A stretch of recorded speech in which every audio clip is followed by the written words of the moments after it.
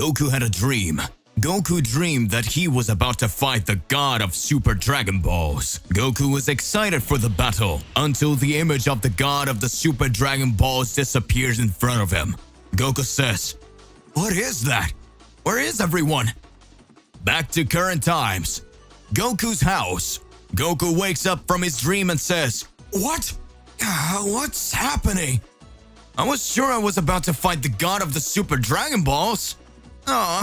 The great priest had come here to call me to the battle. I don't understand what's going on here. I was about to surpass my limits." Chi-Chi appears in front of Goku and says, "What are you doing, Goku? You slept for 3 days. I was already getting worried. It's time for you to go to work." Goku watches and speaks. "So, was this all a dream? Strange. It all seemed so real to me. I cannot understand. Maybe it's my great desire to train."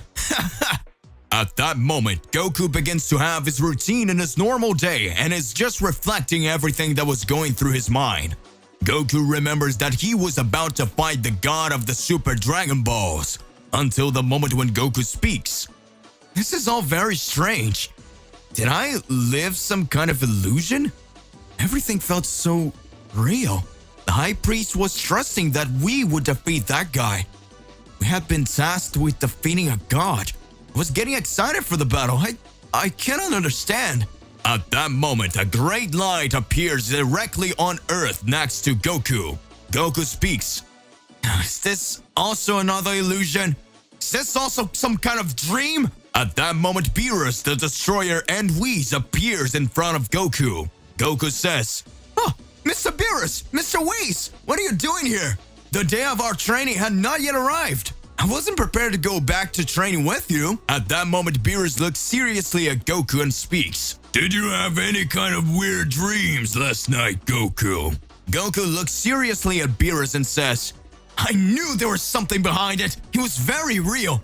How do you know I had a dream, Mr. Beerus?" Beerus responds, "Come with us in a planet of destruction. We need to talk." Hey, how's it going? Just here to remind you to click the like button, subscribe here to the channel so you don't miss any videos, and stay well inside our entire universe of the Z Warriors. Let's start. Whis and Beerus take Goku to the God of Destruction's planet. Goku stands face to face with Beerus and Whis. Goku says, "Mr. Beerus, now explain it to me better. What does this question have to do with me having a dream related to the God of the Super Dragon Balls? What's going on into this?" At that moment, Beerus observes and speaks. "Good.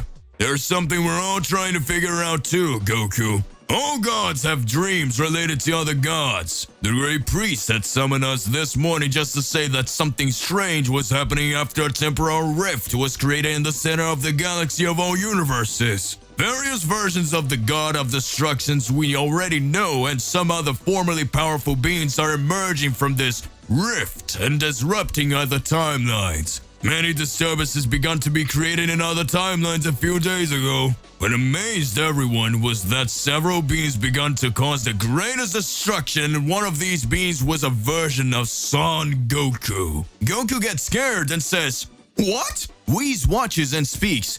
"Calm down, Mr. Goku. Let Beerus-sama continue to conclude what happened." Beerus looks at Goku and speaks. "Be quiet and don't you dare to talk, Goku! You have apparently been warped into several evil versions of our timelines. Similar to Goku Black when Zamasu stole his body in another timeline. Maybe that dream you had wasn't a dream at all, but a premonition of a battle that could happen in the future against..." Wait, so the God of the Super Dragon Balls will still rebel against us? At that moment, Whis looks up and says, "Maybe that could happen, but it's not like that, Mr. Goku.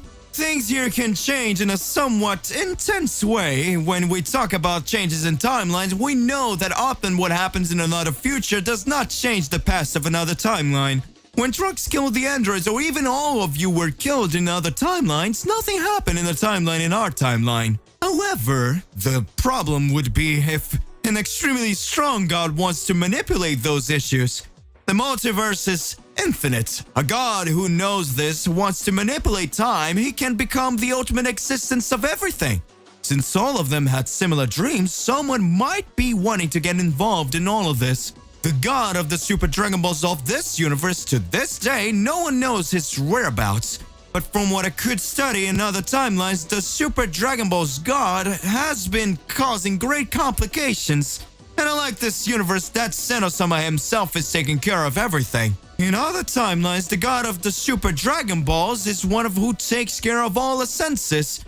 But he manipulates his reality the way he wants.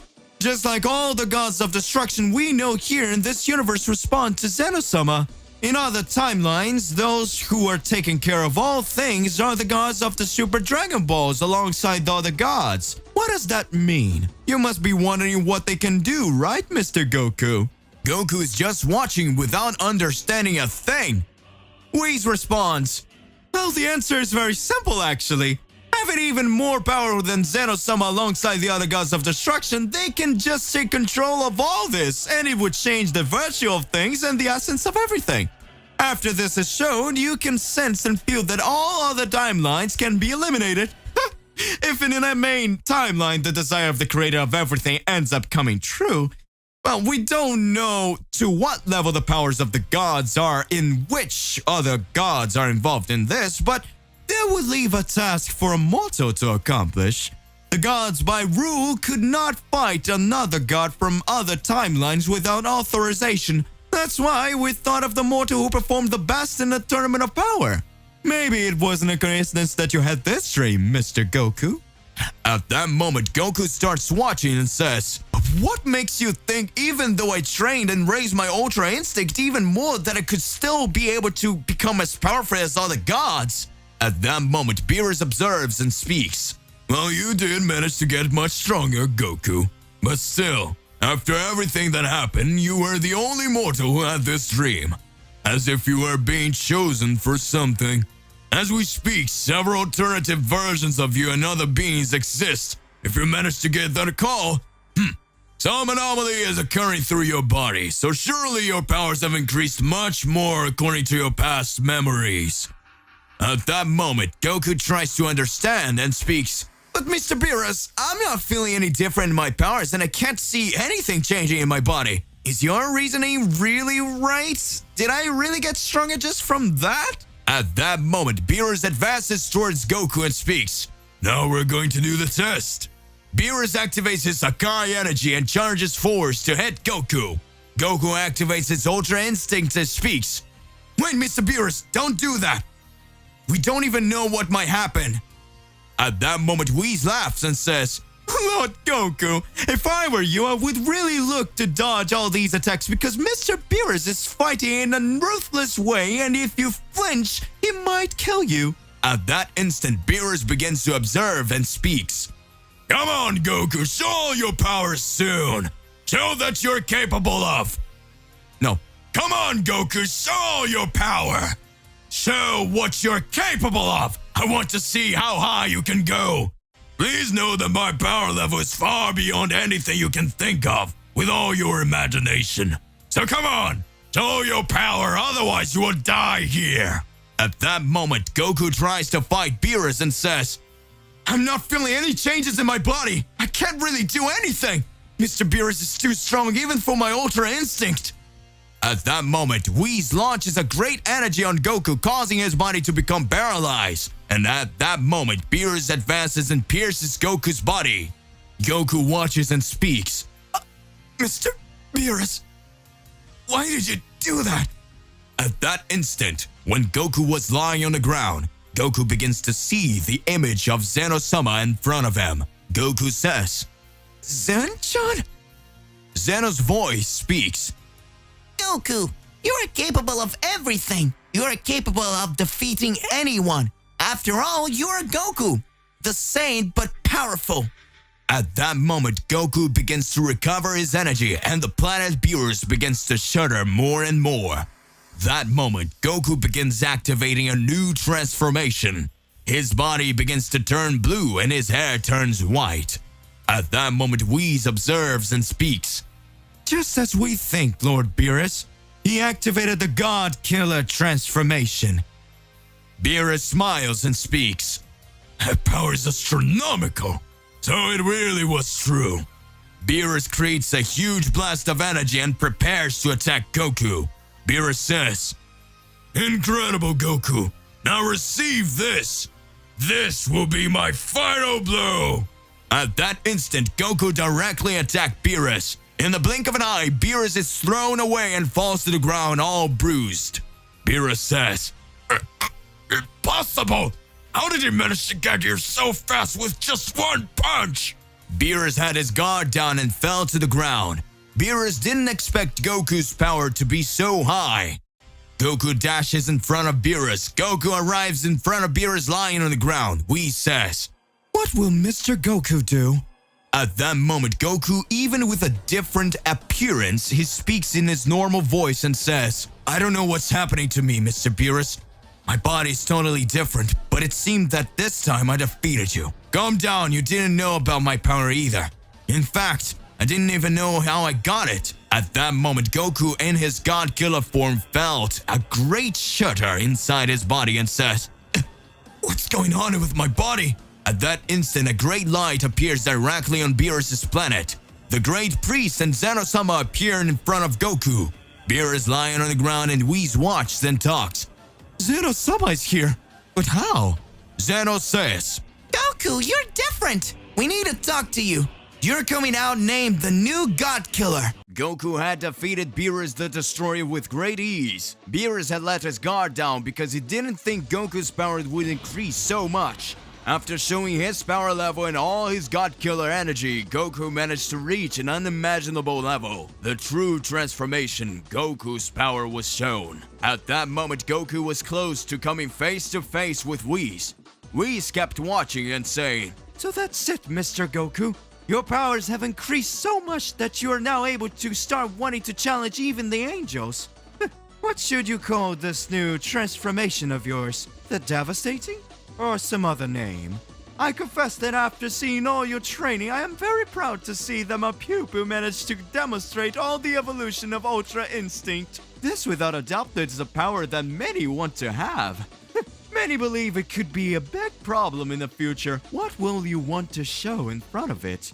Will you really want to challenge me, Mr. Goku?" At that moment, Goku starts to smile and says, "I just want to test my skills, Mr. Whis, and you'll be the bait this time. I don't know what's happening to me, but these powers already say a lot that I will become that being that will unite with everything." Goku prepares for battle stance and Whis faces off against Goku. At that moment, a great light appears directly on the planet Beerus. Beerus was lying on the ground.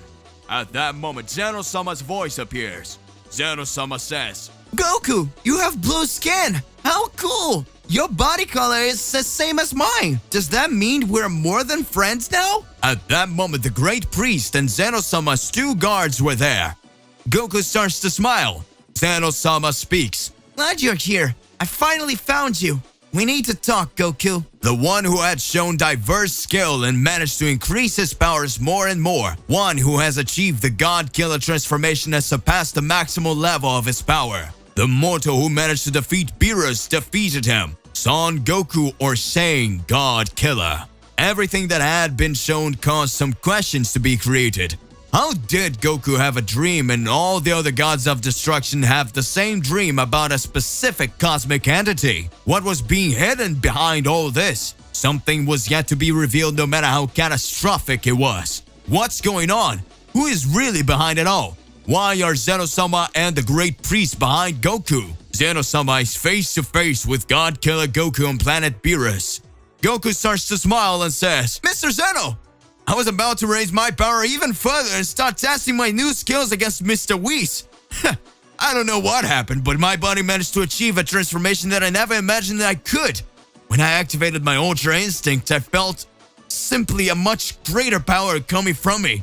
And with that, my body became like this. Blue. I didn't believe that I would be able to, but now it seems that this form can defeat any enemy." The great priest begins to smile and speaks. "Looks like the power of angels and Ultra Instinct finally flowing through you, Son Goku. That's fantastic." Zeno smiles and says, It seems that Goku has managed to raise even greater power, and this is getting more and more interesting. Goku, you must have noticed that your powers are getting higher and higher, right? I believe you took Beerus the Destroyer by surprise. We follow this battle that you had, and I think that God did not imagine that you would reach this level of power. That's why he didn't use his supreme energy. Whis starts to smile and says, "So that means that they were watching everything. They knew this could happen." Very good. What do they want to do here? Zeno-sama starts looking at Goku and speaks. Goku, this transformation of yours is really cool. It's even cooler than the Ultra Instinct you showed in the Tournament of Power. This transformation certainly makes us very excited. You can show great feats in different universes. You are very good, and I'm sure that you will get stronger every time. At that moment, Goku smiling watches and speaks. Thanks, Zen-chan. But do you know why am I like this? Why is my body getting so changed, blue, and I thought that the body only changed when it was a type of transformation, but in this case, it is a stage of Ultra Instinct. I had no idea that there would be any changes or anomalies in time. At that moment, the High Priest watches and speaks. Mr. Goku, we just need to understand that you are now a God Killer.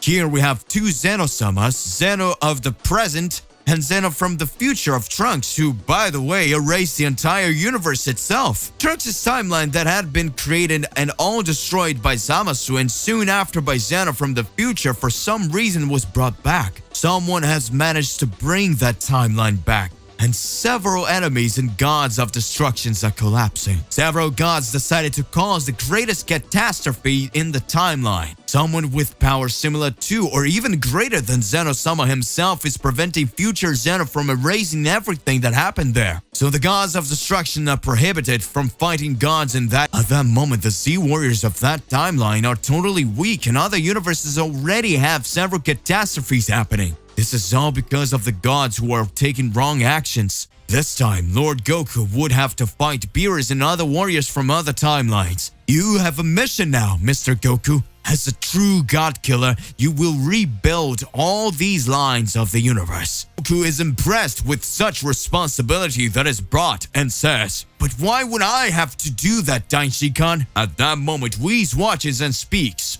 Good Lord, Goku, if you haven't noticed, it looks like all of this was happening because of a twisted version of you that may be the mastermind of everything. Impressed, Goku says, "What? Impossible!" At that moment, Zeno-sama approaches Goku and places his hand on Goku's shoulder. Goku begins to regain consciousness and has a vision of various threats and distortions in timelines. Goku says, "It seems to be back to normal. So does that mean I now possess the powers of a true God Killer?" I'm excited to test my skills. Now I would have to rebuild this whole timeline. Zen-chan, you can count on me. I won't let you down, and you can trust me to save the universes from this timeline. At that moment, Goku observes and speaks. Well, there were several warriors I fought last year. Did they get much stronger? Mr. Beerus, does that mean then that I'll see you again in another timeline? At that moment, Beerus seriously says, "Next time I'll fight you at full strength, and then we'll see who's actually stronger. I'm sure that I'm going to take more and more of my powers." Zeno-sama looks at Goku and says, Goku, don't disappoint me. I trust you a lot, and I'm sure that you'll be able to save all of this. The High Priest smiles and Zeno-sama's guards make a serious face. Goku, in his God Killer form, starts to smile and says, "Let's start this right now." At that moment, Whis creates his magic cube while Goku was analyzing everything that would happen. Zeno-sama says, I hope Goku's ready. We will now send you to the timeline number 4. At that moment, Goku starts to smile, and after entering Whis' celestial cube, Goku is transported directly to timeline number 4. At that instant, we can see a planet totally devastated. Goku says, "Where are we? I could help that I would be sent to Earth. Where am I? I thought I was going to be sent to Earth." At that moment, an ironic voice arises. "Oh, if it isn't Goku, Son Goku himself.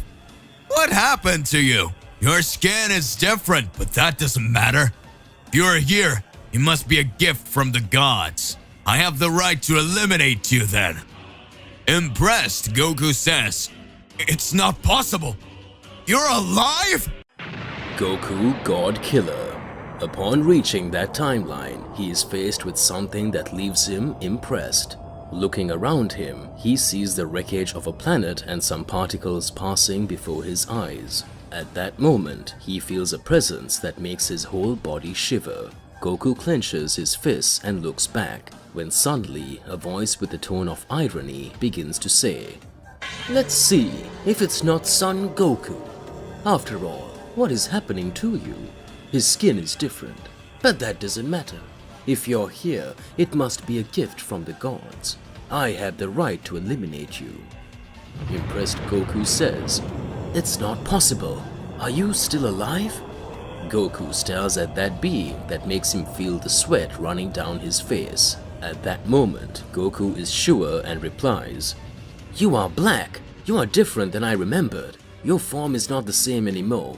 I see that you also went through some changes."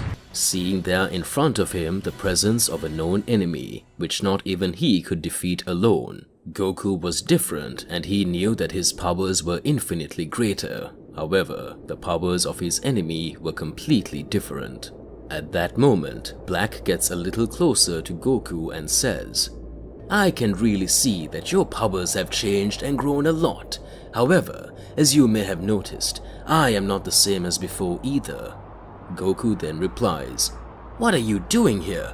That time Zeno-sama eliminated you and the entire universe, and I am sure you were destroyed. But by the energy I feel emanating from your ki, you can't be an alternate version. I'm sure it's the same Black as that time." Black lets out a light sigh and slowly raises his hand to his face, covering one of his eyes, and with the other, he stares at Goku, and then replies, "You are right. That damn blue dwarf wiped out everything, the whole universe. I thought it would be deleted too. All I could see was a flash, and then everything went dark. I thought I was dead until I felt my body boil. I felt my body changing, and the entire composition of atoms and cells that shaped me were organizing and rebuilding themselves. I can't say exactly how, but I managed to get back after being erased by him. I think that the desire that the Dragon Balls fulfilled to make me immortal meant that not even the mighty Zeno-sama was able to erase me. I wandered alone for some time in the darkness of a deleted universe until I could see a small glow.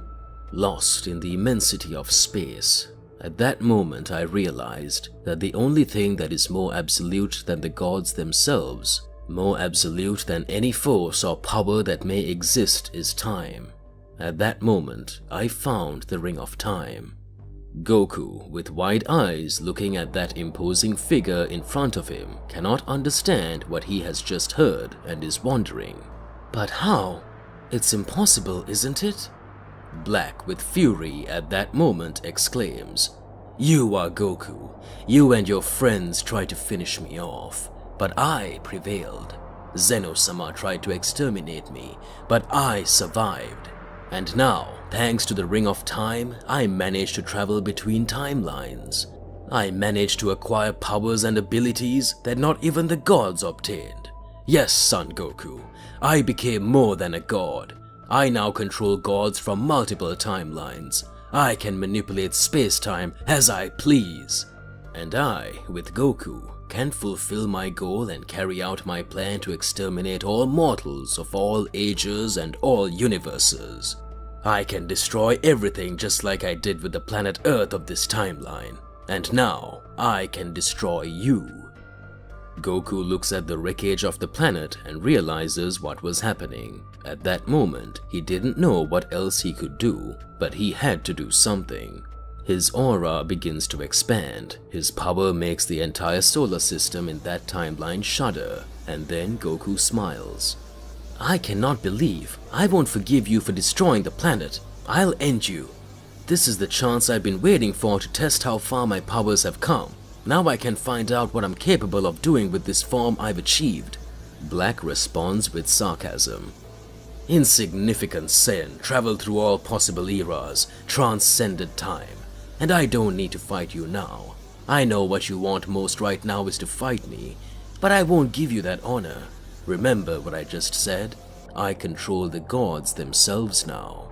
Black opens his arms and a dark energy takes over everything around. Around him appear countless gods from different times, all gathered there. All of them were now puppets controlled by Black, who had become a god above all gods. Black then orders, "Kill him. I will not get my hands dirty, and I will not give you the satisfaction of facing me." Goku is startled and then remembers the words Zeno-sama said. Goku, don't disappoint me. I trust you a lot, and I'm sure you'll be able to save all of this.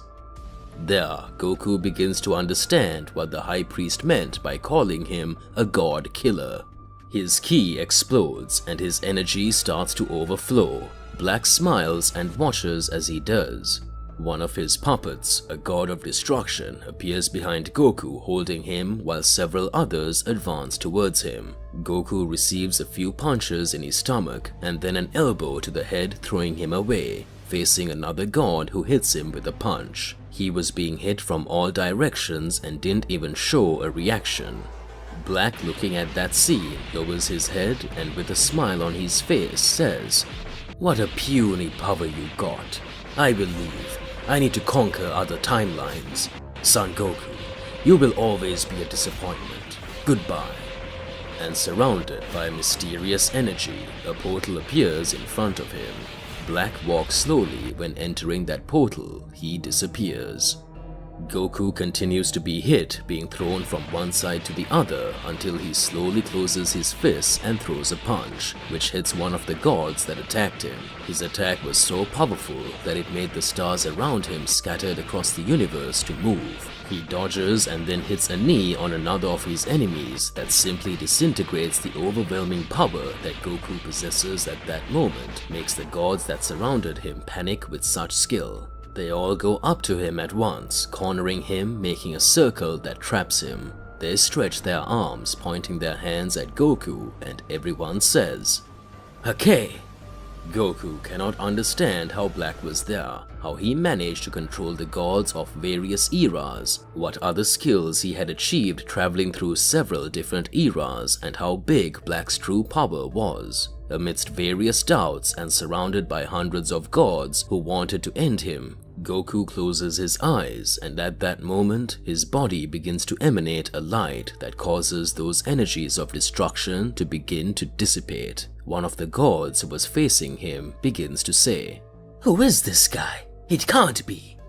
And then Goku starts screaming and his energy spreads, causing all those gods to be thrown away in the infinite of space. He looks seriously at the empty space that was there, where once there was a planet Earth.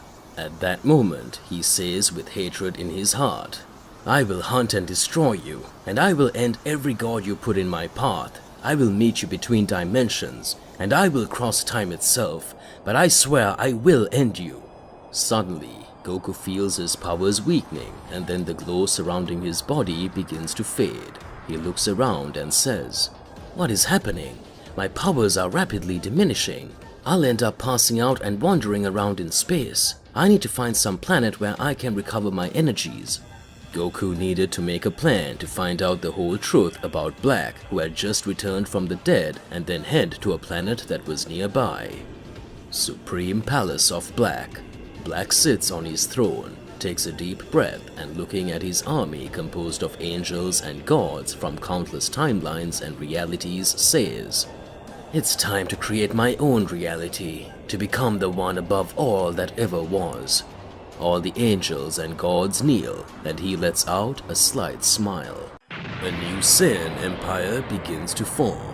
While Goku was recovering on some unknown planet in a corner of the galaxy in the middle of the timeline number 4, a small planet populated by beings known as Saiyans, something interesting begins to happen. Prince Vegeta of that beautiful storm is crowned by the few survivors as king. The great King Vegeta, the king of a race in ruins, who upon being crowned would already have the mission to find survivors of his people who had come close to extinction. In this timeline, the Saiyans had not been attacked by Frieza because some events were different in that world, and the warrior race managed to unite against Frieza and stop him. Even though they suffered countless casualties, and shortly afterwards they would have met their end due to their own pride that caused their world to collapse, and the great warrior race that did not accept help from other peoples had their world completely ruined and destroyed by wars. Internal forces that made the few survivors needed to find a place where they would try to rebuild their empire. Vegeta on his throne watches his subjects waiting for him to make a decision, and at that moment Vegeta closes his eyes and after a sigh he screams, Saiyans, you all trusted me, and to recover the glory of our people, and we will rise again finding the true power of the Saiyans. Prepare some ships and a group of warriors, and I personally will travel to find more survivors of the Saiyans. And when we manage to gather our army, we will return to be the most powerful beings in the universe. Everyone begins to regain their hopes and trust in their king, and little by little, the Saiyan race intends to regain its pride. Meanwhile, wandering through space, some survivors of that planet Earth that Black had destroyed found themselves lost in a ship with a Capsule Corporation logo.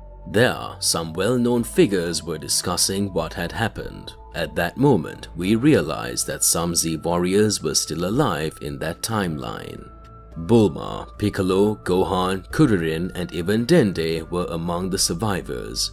Gohan, with eyes full of tears, says, "Those damned, they destroyed everything and we barely managed to escape. We barely managed to save some people." Piccolo puts his hand on his shoulder and says, Don't worry, Gohan. We were lucky enough to have gathered the Dragon Balls before the world was attacked. And thanks to you, we were able to save Kami-sama from the Earth, and we will be able to get everything back to normal. Bulma interrupts them saying, "Before we bring everything back, we need to find out what happened. We were very lucky this time. We were all gathered in the same place and we already had the Dragon Balls there with us. If it weren't for that, it would all be over." Krillin, in a panic, gets up and screams, "Who were those damned ones? He had a flash, and there appeared several strange figures in the sky, that evil presence, and that voice. I can't stop thinking about it. I'm sure it was Goku's voice, saying that he would exterminate the Earth and all the beings that existed there." Piccolo responds at that moment, I have no doubt that it was Goku's voice, but I don't know who the beings with him were. I guess Goku was no longer with us, but I still can't believe he turned evil. Gohan interrupts them saying, "That wasn't my father. I know it wasn't. And that's why at that moment I said we needed to flee. That presence was something else, but it wasn't my father. I know that." Krillin then starts to blush and says, "But not everyone managed to reach Bulma's ship. Several of our friends exploded along with the Earth. It doesn't matter who the enemy is, but I will kill him with my own hands." Black's Supreme Palace. Black sitting on his throne with all the angels and gods of destruction around him revering him, receives the news that Goku managed to escape after the attack he had received from several gods. Black starts laughing and says, "So he really got really powerful. He doesn't stand a chance against my army, let alone me." At that moment, Black orders several angels and gods to approach and then begins to absorb the power of several angels and gods of destruction. An immense power begins to emerge, leaving the bodies all dry and empty. And then Black says, "I went through countless timelines and obtained various abilities, but the ability to control matter and absorb celestial energy is really very useful for my purpose." Now, Black could consume celestial power, and that made him the most dangerous being of all conceivable timelines. After all, he had an army with hundreds of angels and gods and could absorb their energy at any time. Returning to the planet where Goku was recovering his strength, Goku is now in his base form drinking water from what looked like a river, and in his thoughts, he can't stop thinking about everything that was happening. With anguish in his chest, he says, "I know that this is not my timeline, and that probably the me in this place doesn't even exist, but just imagining what happened to my friends, to my children, I start to get furious. At that moment, Goku feels a very distant power, a key that was familiar to him, and then Goku smiles and says, "Is it really him? His key is way off, but I'm sure it's him." Goku places his fingers on his forehead and closes his eyes and suddenly exclaims, "I found you!" and uses his teleportation. In Bulma's spaceship, everyone is hopelessly trying to find answers to all their questions without being able to understand what just happened. At that moment, Gohan feels a very powerful key and tells everyone, "Get ready!" And there, before their eyes, Goku appears. Goku, happy to find them, says, "I can't believe it's you guys! I knew it was Gohan's key!" Gohan is filled with happiness and runs towards his father as he screams, "Daddy, it's you! This time it is you!" Gohan hugs Goku. Everyone is looking, trying to imagine how is it possible that Goku is there in front of him. And Goku, with an ironic tone, says, "What was it? It's like they've seen a ghost." Krillin yells saying, What? So it's Goku's ghost? Please don't kill me. I don't want to die. and then he kneels on the ground, begging the ghost not to take him into the depths.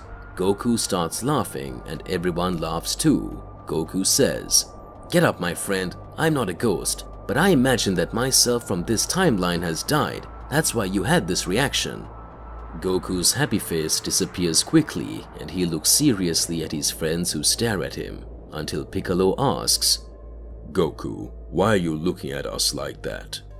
and then Goku looks down with an expression of sadness and replies, "Is that? I'm starving." And he puts his hand on his stomach and sits on the floor desperately screaming. "I arrived here a few days ago and so far I haven't eaten anything. I can't take it anymore." Bulma punches Goku in the head, saying, You idiot! Don't scare us like that. Goku complains in pain, Oh, Bulma, you don't have to hit me like that." Bulma walks to a shelf next to the control panel in the center of the ship, presses a button that makes a small platform come out of the counter with some capsules. She takes 2 of them and throws them in front of her friends while saying, It's time to eat, and in front of you, there is a feast. Everyone is happy and excited, and Goku hurries to eat.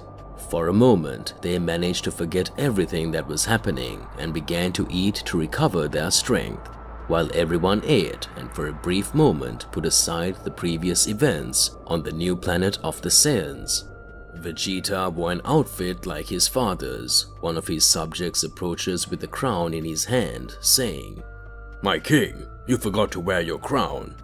Vegeta responds rudely, Insect, I don't need this thing to be the king of the Saiyans. I won't use such a thing. Just get this out of my face. That Saiyan bows and is scared, starts to withdraw, taking the crown with him of the Saiyan king. Vegeta walks towards several other warriors who were lined up and says, Now, we will go back to the place where the planet Vegeta was located. We will start looking for survivors in that region, and we will explore nearby planets to find other Saiyans who may be lost. Everyone screams, Yes, Your Majesty. Vegeta enters a spaceship where some Saiyan warriors accompany him, and they take off and fly. The ship they are on is similar to the ship Frieza used, and Vegeta angrily says, I have no choice. Even if I need to smell that Frieza worm, we will use his ship to look for more warriors. In search of allies, Vegeta, the king of Saiyans, passing through the wreckage of his old planet looking for survivors. In order to make your people grow, to form an army and conquer more power, Vegeta doesn't find anything so far. It looks like there's nothing but wreckage. His warriors begin to question. Majesty, how long will we look for nothing? Vegeta says, If some puny worm wants out, skirt, I don't need you. No one dares challenge the king, says his right-hand man, and then Vegeta answers, You don't have to defend me, Raditz, or I'll kill you.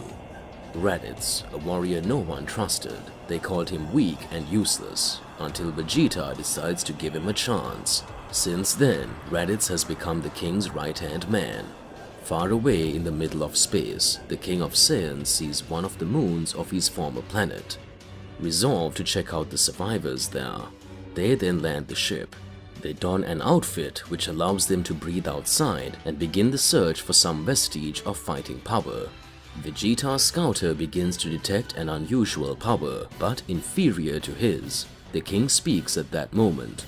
It's not even worth seeing what it is. But still, he decides to go check it out. Arriving at the place, Vegeta finds a warrior almost dead. Then he takes him to the ship and puts him in a recovery pod. 2 days pass until the warrior recovered completely. Some Saiyans called the king communicating that the Saiyan they had found had already awakened. Vegeta approaches and confronts him asking, "What is your name, insect?" And then he answers, "I'm Nappa, an elite Saiyan warrior, survivor from planet Vegeta. After the Great War that destroyed everything, and my only goal is to kill you all, insignificant worms." The king then, with a look of fury on his face, says, "Why don't you recognize me?" Nappa watches him seriously. Meanwhile, on Bulma's ship, Goku continues eating. After several days without food, he says, "Oh, Bulma, how delicious!" Bulma responds, "It's your impression, Goku." and her face turns red, full of shame. Krillin exclaims, "What? Goku, how dare you say that?" Goku then embarrassed says, "I was talking about the food. It's been so long since I've had such good food." Everyone laughs. Gohan agrees with Goku and says, "It's really delicious." They continue to eat. Sometime later, Goku says, "There, I am satisfied. Now we need to talk." Everyone watches and Goku asks, "How are you still alive? Can someone explain to me? The whole planet was destroyed. How did they survive that?" "Calm down, Goku. I'll explain everything to you," says Dende. Watching with a curious look, Goku asks, "But Dende, are you the Kami-sama of the Earth in this timeline too?" Dende answers, "Yes, when the Kami-sama of the Earth was about to die, Piccolo picked me up on Namek, and so I became the Kami-sama." And then Goku is surprised, thinking out loud, "Really, some different happenings here, and others very similar to my timeline." Everyone is looking at him. Dende continues to say, "Now I will explain how we got here." Goku agrees and everyone watches. And Dende continues, "We were all together celebrating Gohan's wedding. We then saw a light in the sky and a very powerful being, he had a voice similar to Goku, appeared saying that he would destroy everything. At that moment, Mr. Piccolo said that we should flee. We took the Dragon Balls that we had gathered for Gohan as a wedding present, and we brought it to Bulma's ship, and that's how we managed to escape." Krillin interrupts saying, "But still, many of our friends were killed. We couldn't save everyone." Gohan then says, "Let's rebuild the planet by ordering for Shenron and complete Piccolo. We'll do that when we find a safe place." At that moment, Goku looks on and Bulma asks, "Now you tell us, Goku, how did you get here? From what I see, you are not from this reality. In that timeline, you are long dead. And he didn't want to be revived by the Dragon Balls to continue training in the other world." At that moment, Goku explains everything, telling the whole story up to that point, talking about gods, angels, Zeno, and everything that had happened in his timeline. He also tells about Black and that he had found him there in that reality and that they needed to stop him. Gohan in that second says, "Did you manage to get so powerful like that, Daddy? What does it mean to have achieved God Killer form?" Goku then responds, "You will know when you see it." Everyone feels a very evil energy approaching. They encounter an enemy that is rapidly approaching the ship. Bulma runs to the control panel so they can quickly get out of there. They flee towards the nearest planet. Bulma and the others get off the ship and start exploring the place. When they least expect it, they feel that same evil energy. And everyone is scared when a frightening figure appears. Goku asks, "Who are you?" The enemy remains silent and says nothing. Gohan says, "Leave it to me. I need to train a little so I don't get out of shape. He doesn't seem to be very strong." That being attacks Gohan, punching him in the face, sending him flying towards a rock. Gohan counterattacks using his Mazenko. He uses his speed to get closer, hitting him in the back, throwing it straight to the floor. The enemy gets up and goes to Gohan, saying he's going to kill him, releasing surprisingly dark ki, but they couldn't feel it. Gohan and the enemy engage in hand-to-hand combat, dealing several blows to each other. When Krillin decides to help, he throws his Kienzan. The enemy raises his hand holding Kirin's attack, throwing him back, hitting the Kareka, leaving him seriously injured. Bulma rushes to help. Goku sees that Gohan is having a hard time. At that moment, Goku says, "He is not just any enemy. Stand back. I'm going to use my God Killer transformation. If you are hit by my aura, you will be destroyed." And meanwhile, we go back to the palace of Black. Black is with his gods of destruction and angels, thinking about how to end the only thing that keeps you up at night, Goku. Black is absorbing the energy of one of his gods, smiling with an evil glare, saying, "You will be next, Son Goku." At that moment, he makes a decision and speaks. "I will merge the powers of gods of destruction with the powers of angels, so I will create angels of death, and I will make them generals of my army. That way I can exponentially increase the power we've obtained." On the other side of the universe, Goku and his friends continue to face that unknown being. Everyone watches from afar. Goku starts screaming, his aura expands and his power increases. His skin turns blue, his hair turns white, his aura and ki begin to calm down. Everyone looks at him as if they were facing a deity. At that moment, the enemy says, "Is that all you can do? You weak, and the weak deserve to die." The enemy attacks Goku, who narrowly manages to dodge it. The attack devastated part of the small planet, and the enemy smiles, saying, "You're not as weak as I thought. Then I will help you." On Vegeta's ship, the king continues to interrogate Nappa. "I am Vegeta, the king and ruler of the Saiyan warrior race." By saying this, he raises his ki, causing the entire ship to start shaking. Nappa goes into despair, seeing the magnitude of Vegeta's power. He kneels and says, "Forgive me, your majesty." Nappa realizes at that moment that he doesn't stand a chance against his king and decides to help him. Vegeta at that moment then says, "The next time an insect like you decides to challenge me, I'll exterminate you." Vegeta decides to continue his search for more Saiyans. A while later, still wandering through space, the Saiyans' ship is hit by a strange object that ends up damaging some parts of their ship, forcing them to land on a nearby planet. The king then commands his subjects, "Work to fix the damage." Meanwhile, Vegeta, Nappa, and Raditz leave the ship to find traces of what had been hit. Close to where they had landed, the three Saiyans find an ancient spaceship of their people, and Vegeta guesses, "This must have been what hit us." Raditz completes saying, "That means that there are Saiyans nearby." Meanwhile, somewhere in the galaxy, Goku and his friends face that unknown enemy and begin to discover who that person was. "I am Heros, an ancient god of destruction." Goku at that moment says, "So Black sent you to exterminate us, didn't he?" Heros then gets furious and says, "I don't follow Black's orders. That bastard controls several angels and gods, but I rebelled and managed to escape. You arrived and made him let his guard down. That's why I managed to escape. When I saw your battle against the gods Black controls, I decided to join you to stop him." Surprised Goku says, "If your intention was to help, why did you attack us?" Heros says, "To be able to test your power, I never intended to kill them."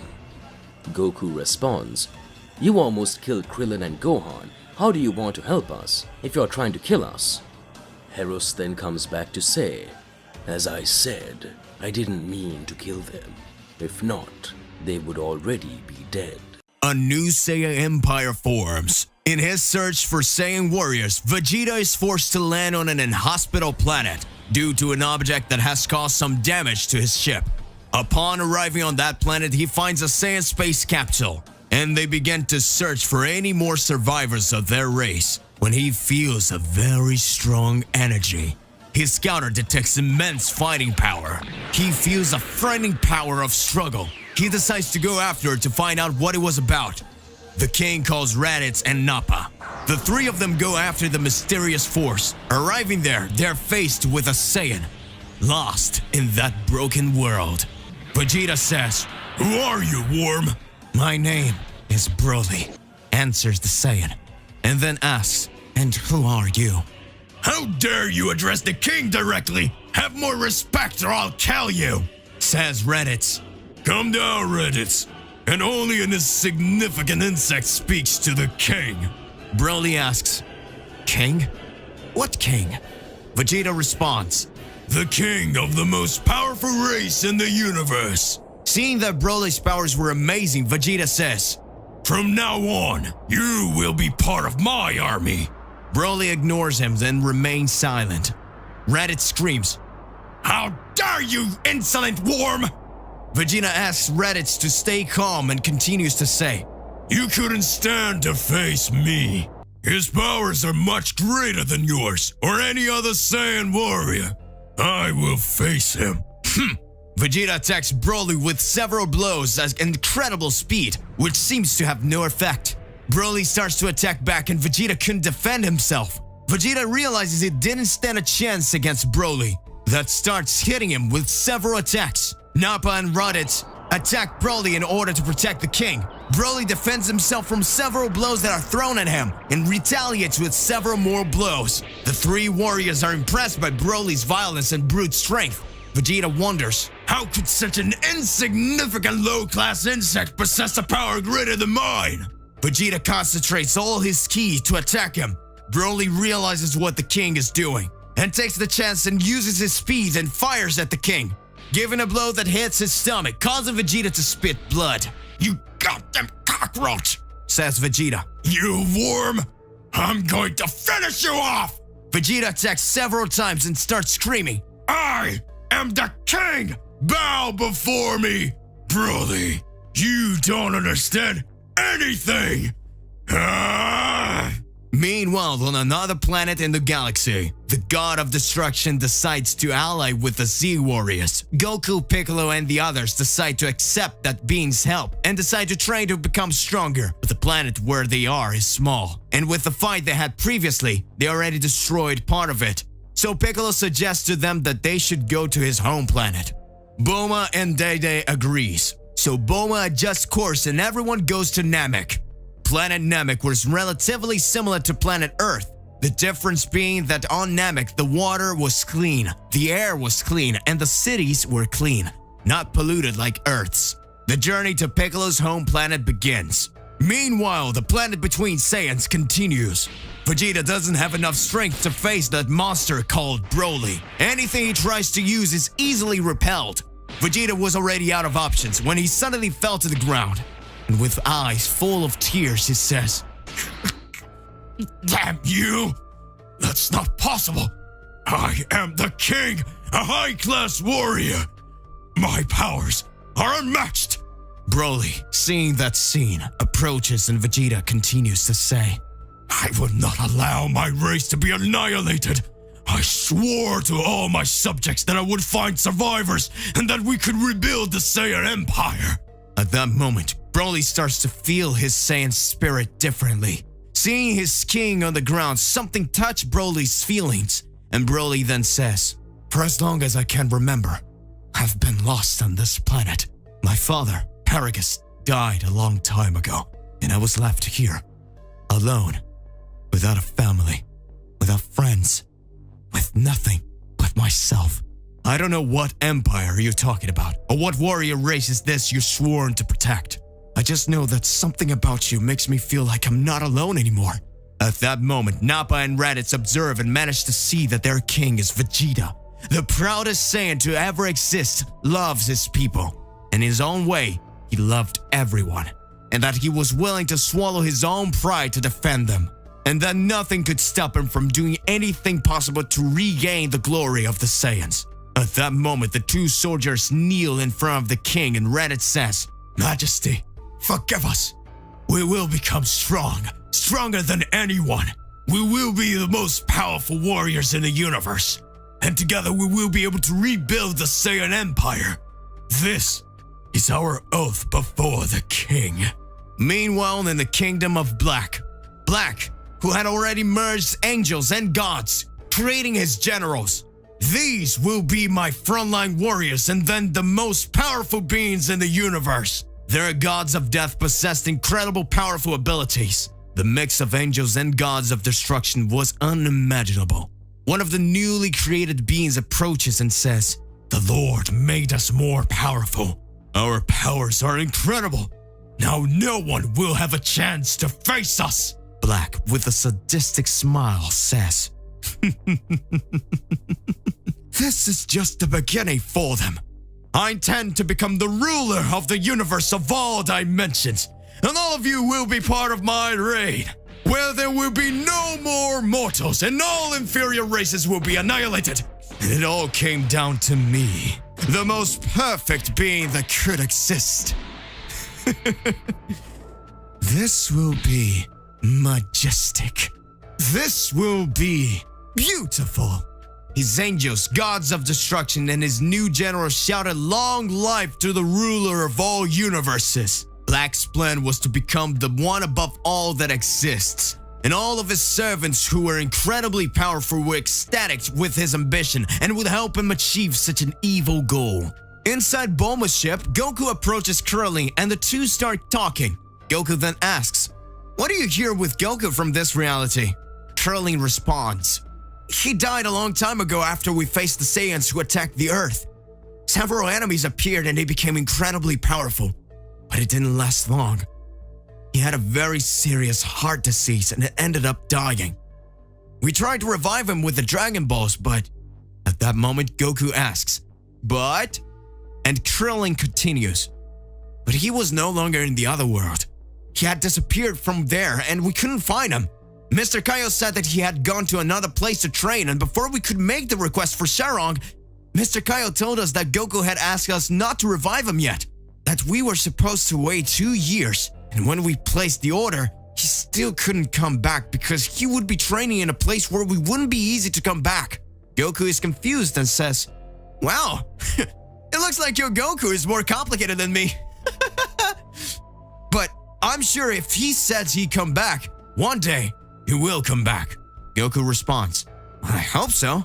Gohan and his mother were alone all this time. And Gohan became an amazing warrior, but without Goku, we had a lot of problems, and we all missed you. I mean, him."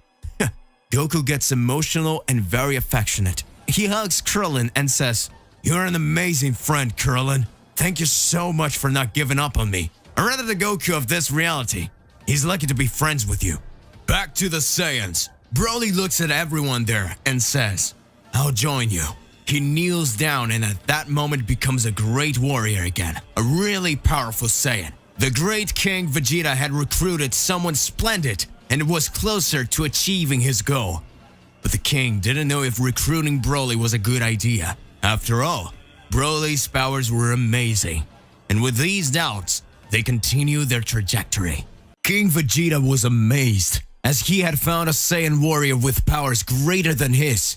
Even without wanting to invite him to be part of his army, Broly had no choice because he had no family, friends, nobody. So he accepted. Vegeta manages to gather some Saiyans race warriors, but it was not enough to have the most powerful army in the universe. Then he had a brilliant idea and he said, "A long time ago, before the collapse of planet Vegeta, I heard about a planet called Namek. There is a mysterious power there, where we can make any wish come true.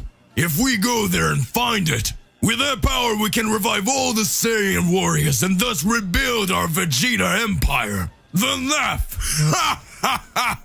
Then it was decided to gather all the forces they have and go to Namek. Meanwhile in Namek, the Z warriors were impressed to see Piccolo's planet and how different everything was from what they used to. Piccolo then says, "Here we will be able to train more freely and find some warriors to join our cause." Everyone agrees, and at that moment Goku says, "Piccolo, I have an idea. While Gohan, Curly, and the others are training, you and I can go after some inhabitants so we can solve the problem. Piccolo agrees. At that moment, in another corner of the galaxy, Black and his warriors come across a spaceship. Frieza's spaceship that Vegeta was using. Black then says, "Oh my, what have we here?" Seems like in this reality that miserable, disgusting Vegeta became the king. Inside the ship, in the main room in front of the control panel, Vegeta watched through the window as sees Black and his entire army. And so he says, "What is this?" At that moment, Black looks at the bird and gives orders to his subordinates. Kill them all. Black raises his hand and begins to create an energy sphere. Vegeta screams to his Saiyans, "He'll kill us all! Everyone get into the space bots now!" Several Saiyans enter space capsules in order to escape the attacks. Vegeta also enters one of the capsules, and everyone would go to Namek. Some of the Saiyans are caught in the attacks, but most managed to escape. However, the ship they were using was completely destroyed. Some Saiyans sacrificed themselves to save the king, and others managed to accompany them. Black, after eliminating several Saiyans, starts to laugh. "It's no use trying to escape my minions. They are too much for you, Saiyans." Black watches as the Saiyans run away. Then he says, "I will eliminate each and every one of you." In Namek, Goku and Piccolo find a village of inhabitants, where they manage to talk to the Great Patriarch and explain everything that was happening. At this moment, the Great Patriarch gives them good news, saying, "Don't worry. We have some villages nearby where some members of the Namek warrior race live. Very powerful warriors who help to face these cruel enemies.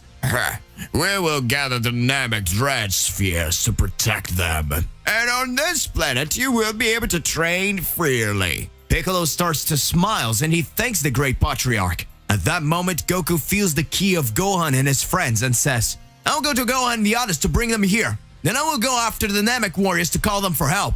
And the Great Patriarch says, "Don't worry, Goku. I've already talked to all of them using my telepathy. And I've already told them everything. They are preparing themselves to come here. So now you just need to find your friends and bring them here too. They'll be safer here." Goku responds, "Thank you very much, sir."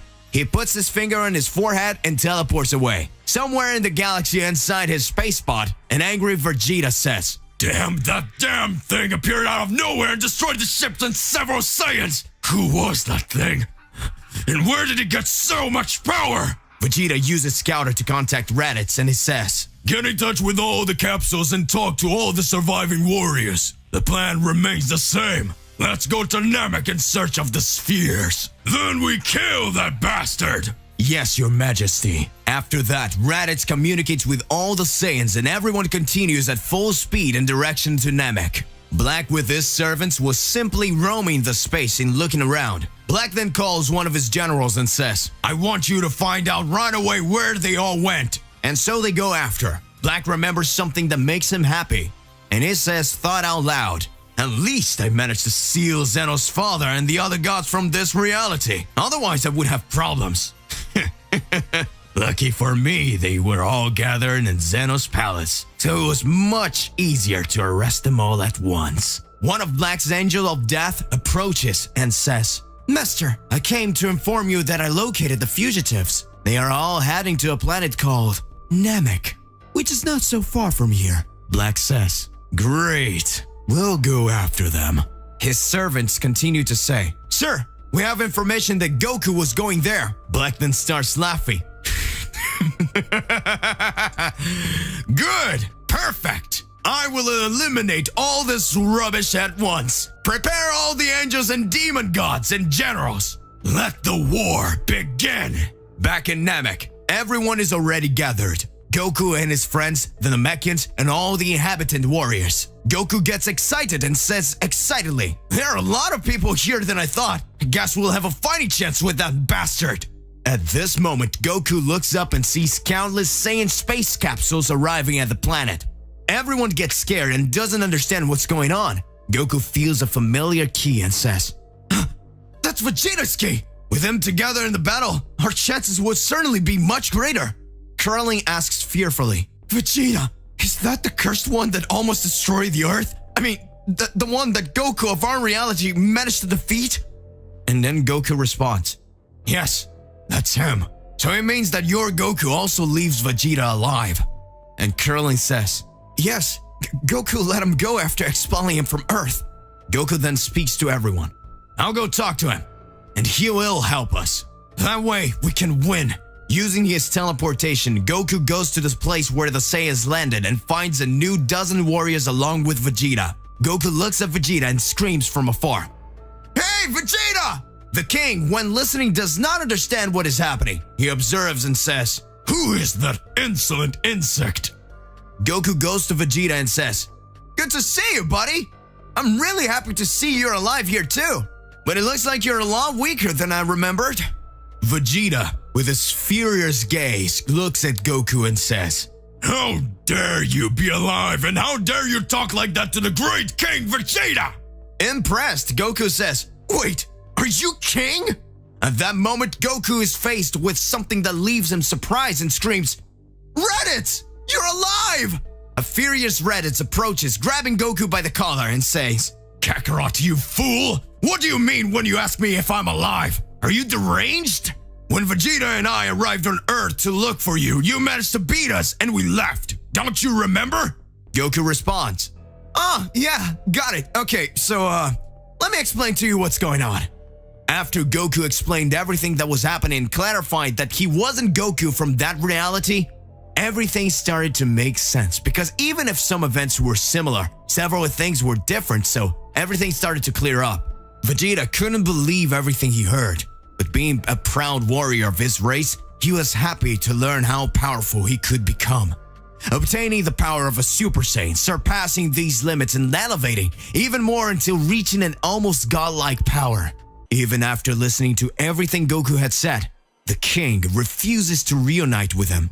Goku then uses the following arguments. "Vegeta, if you are the Saiyan warriors, then don't join us, and you will all be exterminated. And then the great warrior race will be just another weak species, which he extinguished." At that moment, Vegeta looks around, and when he sees the look of all his people, he responds, "Alright, Kakarot, I'll join you, and all the Saiyan warriors will go to battle." At that moment, everyone who could fight had joined Goku Godkiller.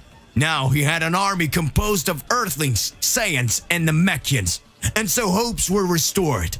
The final moment of the battle is approaching. The war between good and evil is closer, and the fate was sealed. On planet Namek, all warriors were finally gathered. The side of good had its army. Vegeta, even though he doesn't agree with Goku's ideas, he joined him, and everyone had new hope. And so they began to prepare themselves for what would come next. All Namekians who were not part of the warriors went to a safe place, which was not so far. All the warriors or people who could fight were willing to contribute. And right now, they were just waiting for the inevitable confrontation. And Gohan and Piccolo talked, trying to escape the problems. They talked about the life they once had, and on what they dreamed of being able to live. A few hours pass, and finally the fateful moment arrives. And Goku looks at the sky. He can see Black standing surrounded by an army of thousands of powerful beings. Everyone gathers to Goku's side as Black and his army land. At this moment, two armies were facing each other, and Black shouts for his warriors to listen. "Get ready! I have no mercy! Exterminate everyone, and the universe will be ours!" Goku, besides his friends, looks at Vegeta and says, "Your Majesty, I have never admitted how much I admire you. I know we have our differences, but we are both Saiyans, and I hope that now you will stand by my side, and that you give your all so that we can protect all the good people that are here." Gohan approaches and yells, "Do not give up! Be strong, and we will not let evil prevail." At that moment, the two armies run towards each other. Namekian Saiyans fly towards enemies, and a devastating battle ensues. The gods and angels controlled by Black are much more powerful. The gods and angels controlled by Black are much more powerful than the Namekians, more powerful than Saiyans, more powerful than human beings. However, several strategies were created so that the battle was not so unequal. Eros, The god of destruction who had turned to the side of good had revealed a secret that would make all the difference. Hours before, Eros tells all the warriors that he was a Namek. Gods of destructions and angels are extremely powerful, but if we want to stand a chance, we'll have to face it. So I decided to tell you something, that in the Supreme Planet, there are countless mountain mineral composite that is capable of nullifying the destructive powers of a god. And with that mineral, we could create weapons, and maybe we would stand a chance. The Supreme Planet is a world where the Supreme Kaio Lord lives. And at the beginning of everything during creation, the Great One, Hajimari Toawari, while creating the universe, he decided that to avoid a rebellion by the gods of destruction, he would create this planet with this mineral. With this revelation, everyone went to the Supreme Planet and could create weapons like spears, arrows, swords, in a way that they would be in par with the gods. During the battle, we see several casualties in both sides. Goku charges directly at Black. In a devastating battle immediately ensues Goku. He turns into a god killer, raising his powers to the maximum in the battlefield. Everyone looks in awe at that power, and that aura was extremely unbelievable. They feel an incredibly strong heat emanating in Goku. Goku and Black are confronted with attacks that destroy mountains. Countless portals opens in the sky. The battle remains extremely incredible. Portals open in the sky with countless angels. They appear using ki blasts while the warriors who are on the ground are hit. Gohan raises his power and flies and starts shooting keys towards the enemies. Piccolo accompanies him, while the Namekian warriors attack the gods with their spears made with purple from the Supreme Planet. They manage to weaken the enemies, but several Namekians are killed, others are erased. And the battle continues to be devastating explosions happening everywhere. We see the sky darkens and bodies of gods and mortals scattered everywhere. At that moment, we see Piccolo having his chest pierced by a god of destruction. That, in a brutal scene, hits a blast of energy disintegrating, and Piccolo dies. Gohan, who was facing an enemy, looks back and sees Piccolo being defeated and simply screams, "Mr. Piccolo!" At that moment, he is attacked from behind and Goku also dies. Countless gods and mortals end up being killed during this battle. Everything becomes a massacre. Vegeta was given his all in battle, flying through all the fights while pummeling her enemies. An incredible sequence of blows. In exchange of punches and kicks, Nappa uses his brute strength to throw enemies. And Raditz for hand-to-hand combat using his weapons made with purple from the Supreme Planet to eliminate his enemies. Several Saiyans had been defeated. Vegeta was already starting to feel incredibly furious to see more of his people being cruelly annihilated. Vegeta screamed, "You damn fools! I am the great king of Vegeta, and I will annihilate them one by one!" Elevating all his power and creating a gigantic explosion. An intense glow takes over everything. In another corner of the battle, we see Krillin being defeated and falls to the ground. There have already been countless casualties on the side of the good, gradually and defeated. What can be done is amid so much devastation where only despair takes over. Everything happens quickly, and for those in the middle of the battle, it seems to take forever. Raditz is hit by attacks from all sides, and several parts of his body are destroyed, and he is pulverized by a Hakai. The battle comes close to where the people who would not fight in that battle were. Some Earthlings and other people who weren't warriors. Goku attacked Black with all his strength, and at that moment he says, "I will not allow you to go destroy everything!" Black quickly flies and hits Goku. Black's powers are on another level, but Goku can match him. Looking down, Goku sees all the destruction that the battle causes. This instant, Goku sees Vegeta being killed. Nappa and other countless Saiyans were also defeated. The battle is lost. After all the destruction had already taken care of everything, Goku had already lost all hope. At that moment, Black manages to find Eros in the middle of the battle. He was being defeated by one of the Black's generals, an angel of death. And then Black says, "Bring him to me." Black grabs Eros by the neck as he soars into the air in front of Goku, then says, "This is a traitor. And this is what happens to traitors! And rips off the god's head, annihilating him. Goku drops to his knees and looks around and can see everyone who helped him had been defeated or was being annihilated, even those who weren't warriors. And looking to the sides, Goku finds a backpack. It was Bulma's backpack that had the Earth's Dragon Balls, and Goku takes them. He concentrates and feels the key of the great Namek Patriarch, who as well weakened, and teleports there. When meeting the great Patriarch, Goku says, "I found the Dragon Balls of the Earth. All have already been defeated. We can fix everything with this, can't we?" The great Patriarch answers, "Maybe. It's not possible, but you can try. If perhaps he manages to fuse the powers of the Earth with those of Namek, yeah, he can make this whole end." Goku closes his eyes and says, "We have no other choice." The Great Patriarch then hands him the Namek spheres. Goku, with his teleportation, goes to a place farther from the battlefield. There, he puts all 14 spheres together, and saying the words which the Great Patriarch has instructed him to say, "Great dragons, unite and deliver me from my torments, filth in the midst of this time of need, and help me achieve my desires!" All spheres unite, thus creating just one, a large sphere much larger than all the others before it. And suddenly, at that moment, another Goku appears in front of the God Killer. How surprised, he says. "Whoa, what the? But you're me!" And Goku, who just came out of the sphere, says, "I was in the Dragon World. While here, everyone thought I was dead. I was there trying to find a way out." Goku God Killer sees that the other Goku already knew everything that was happening. After all, the look of sadness was stamped on his face. That Goku says, "I got to see everything that happened." And by merging the spheres, a portal between these dimensions were created. And I'm here now. Goku God Killer says, "Together, we can get everything back to normal." And Goku of the sphere says, "No, we're not going to be able to do that.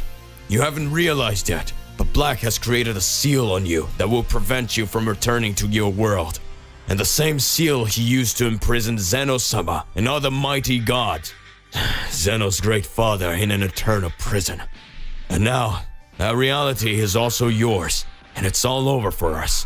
Goku just closes his eyes and says, I understand." The two Gokus find themselves in an enormous sadness, when suddenly they hear a voice saying, "Lords Gokus, maybe you can change everything." Goku God Killer looks around and asks, "Who's there?"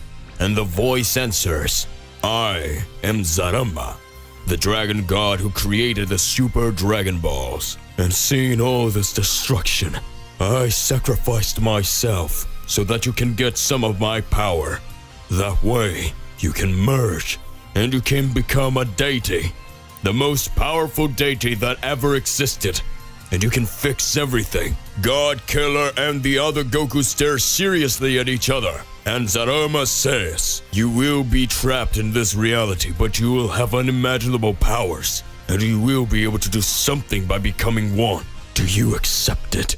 The two look at each other and answer, "Yes, yes." At that moment, Zarama sacrifices himself, and the power passed to them that in moments began to emerge, thus becoming a god. Having your skin silver and the powers virtually infinite, they became one, and so they returned to the presence of Black. Interesting. Who the hell are you? Goku replies, "I'm the cure of the disease you've become, and now I will purify everything." Goku, without thinking about anything else, raises his hand and closes it. Everything just gets erased. Goku has just erased the existence of that reality and has just single-handedly caused everything to be erased from existence. And in the midst of darkness, Goku with his impressive form just wanders through infinity. Far away, also lost in the darkness, we see Zeno-sama, his father, and some of the other gods who, because they were sealed, would be able to escape.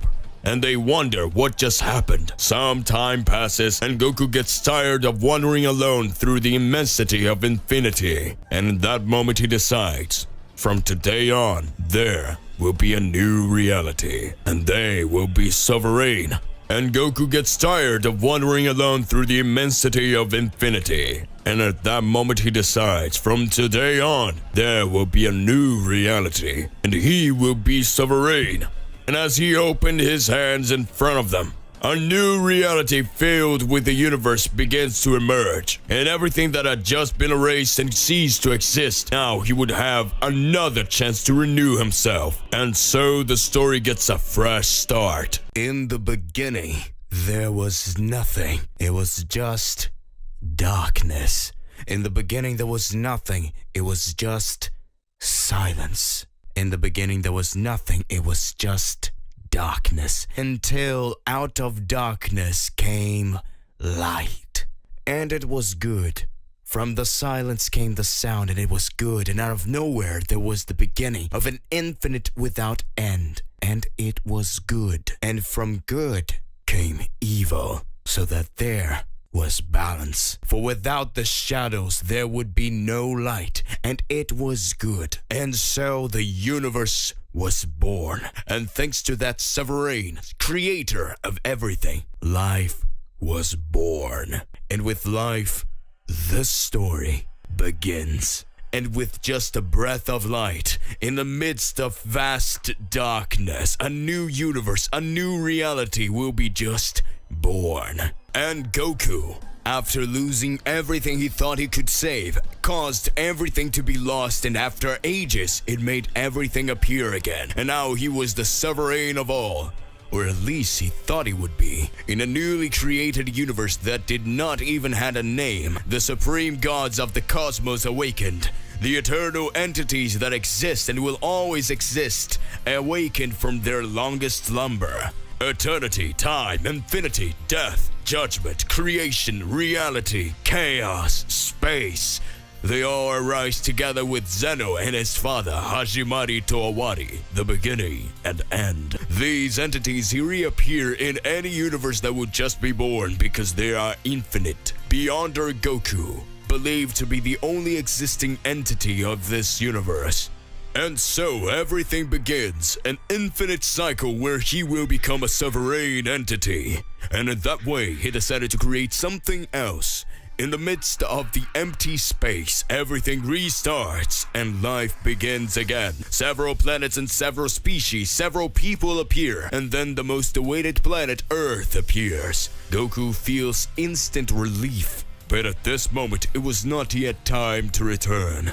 Meanwhile, the old gods began to resurface. After the natural order of all creation had been changed, much time passed, and after the pillars of creation were rebuilt, Goku continues wandering through the vastness when suddenly the ancient gods appear in front of him. Time and creation and reality. At this moment, a dialogue begins. Time tells. You changed the time, and reality continues. You have altered reality and complete creation. You wanted to become the creator, and so we decided to punish you. And Goku says, where did you come from? After all, I deleted everything, and you could not exist. And so time tells. In another reality, we were sealed, but we are eternal and will always rise again, for we always exist. When you rebuild the universe, you set us free. You rebuild everything but the seal. You didn't know we existed, and there are many more. And that was your mistake. Reality then says, and now you will be punished. The three ancient gods then raise their hands, and then at the same time, their eyes start to glow. And so they say, you came from dust, and to dust you will return, and then you will rise again, and everything will be rewritten. At this moment, Goku Beyonder looks at his hand and sees them dissolve into dust. Time then says, we can't take away their powers, but we'll put them to sleep. And you won't be a threat to us for now because we are sovereign. But one day, we will have to stop it. Time then tells. His story regressed reality says, Memories of him were erased, so you don't remember the reality you built. creation says, And I will recreate it for you to be reborn and one day see that we are above all. Goku Beyonder begins to crumble, becoming a dust of energy that travels through time and its glow fades. And at this very moment he is reborn. In the midst of a universe on a distant planet, a cry is heard.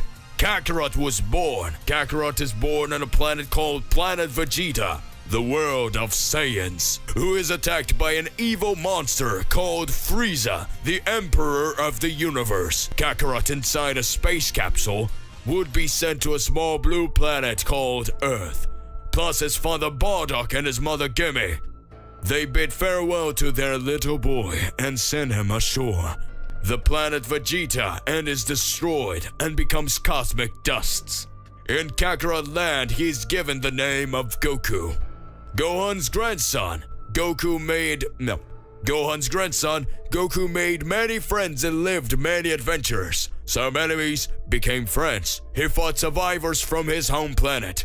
He defeated the great evil emperor, faced many powerful androids. He fought demons, took care of his family, and his enemy children became friends, and history took its natural course, just as creation and destiny had written.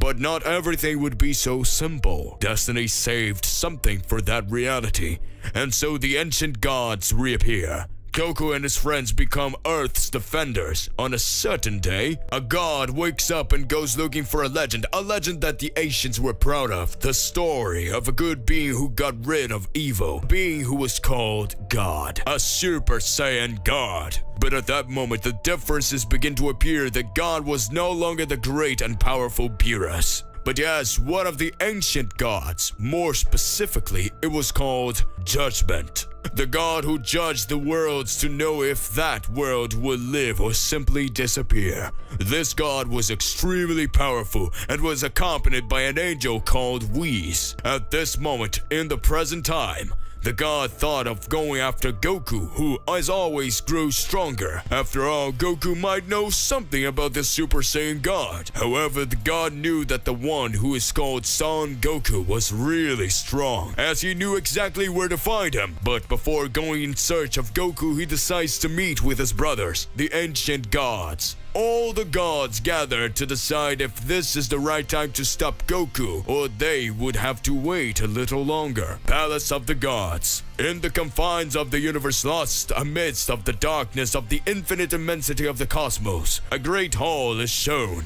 In this hall, we can observe 12 thrones where the ancient sovereign gods of all universe were all gathered there. At that moment, reality speaks. Goku grew up to be extremely powerful. What should we do about it? Time responds. Is this the time to stop him?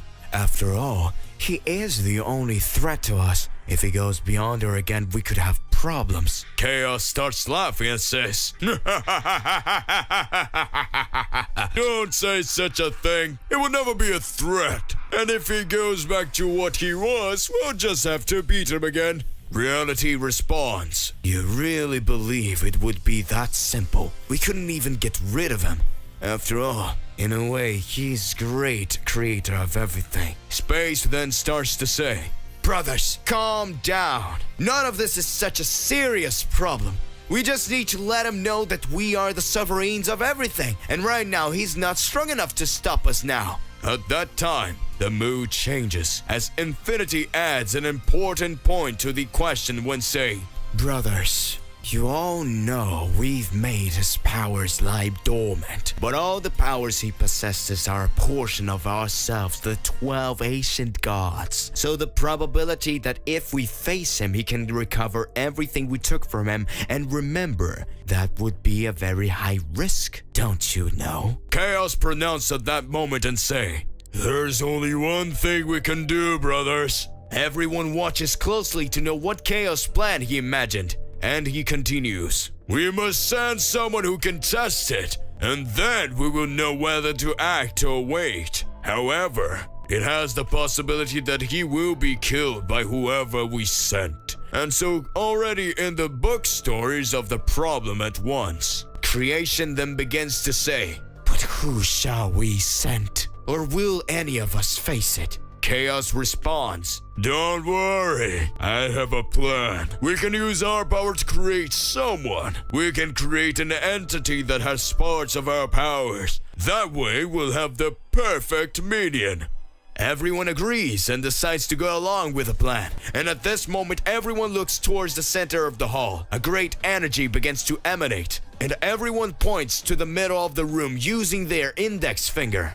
An intense glow takes care of everything, and from the middle of the night, a being appears. Possessors of all energy, the union of all gods create the one who's destined to face Goku, and decides that what his identity would be. A being of light had been created, a pure soul without wanting to know how to distinguish between evil and good. At that moment, we see the appearance of that being. A young appearance with a thin body, dark skin, and dark hair. A being of light and energy who had in his hands the fate of Goku or the fate of the ancient gods themselves. A new reality, a new universe. Goku and the others are gathering on Earth, celebrating Bulma's birthday. Goku is looking forward to training with Vegeta and the others. But Chi-Chi and Bulma are irritated because Vegeta and Goku only know how to train and don't care about anything else. Everyone is happy and everything is at peace. But in the supreme realm of the ancient gods, they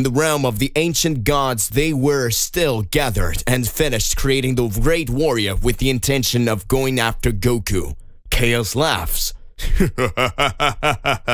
Finally, here is the most powerful warrior. He will show us the king's powers of Goku this time, and everything will be much easier. Reality says, Don't be so happy, Chaos. After all, he can be defeated. Chaos responds, "It is impossible. Our creation is perfect." Back on planet Earth, everyone is celebrating curling with his daughter, and number 18 was admiring. Bulma would draw as a prize for a bingo she had prepared. The television was on and some programs were playing. Number 18 says, Curling, look at the size of this television. Must be about 300 inches. Curling responds, It's a movie screen. At this moment, they are interrupted because something interesting starts to show on the television. An announcement of a martial arts tournament celebrating 5 years since the great hero of Earth, Mr. Satan, defeated the great Majin Buu. The narrator says, "After 5 years that the great Mr. Satan saved us from the evil wizard Babidi and the demon Majin Buu, the country's government is organizing a great martial arts tournament with the most powerful warriors on the planet." At this moment, Goku and the others gather around the television.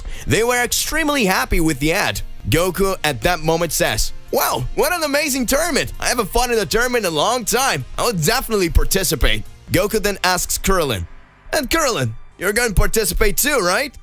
Krillin says, Goku, if number 18 doesn't mind, I will." At this moment, the television narrator says, "The winner of the tournament will win an incredible 5 million yen prize." At this moment, ecstatic with the value of the prize, number 18, she holds Krillin's shoulders and says, "But of course you're going to go, Krillin." The narrator goes on to say, "No age or gender limit for participants. And the finalists will face the great Mr. Satan to try to win the title of world champion." At this moment, Mr. Satan enters the scene, taking the narrator's microphone and says, "That's right, ladies and gentlemen, you'll have to face the great world champion. And even if they are defeated by me, they will still receive a prize worth 2 million yen. Everyone is excited, and all the Z Warriors that are there decide to participate. Gohan next to Videl tells her, "Videl, so that was the important announcement that her father said he had to make today."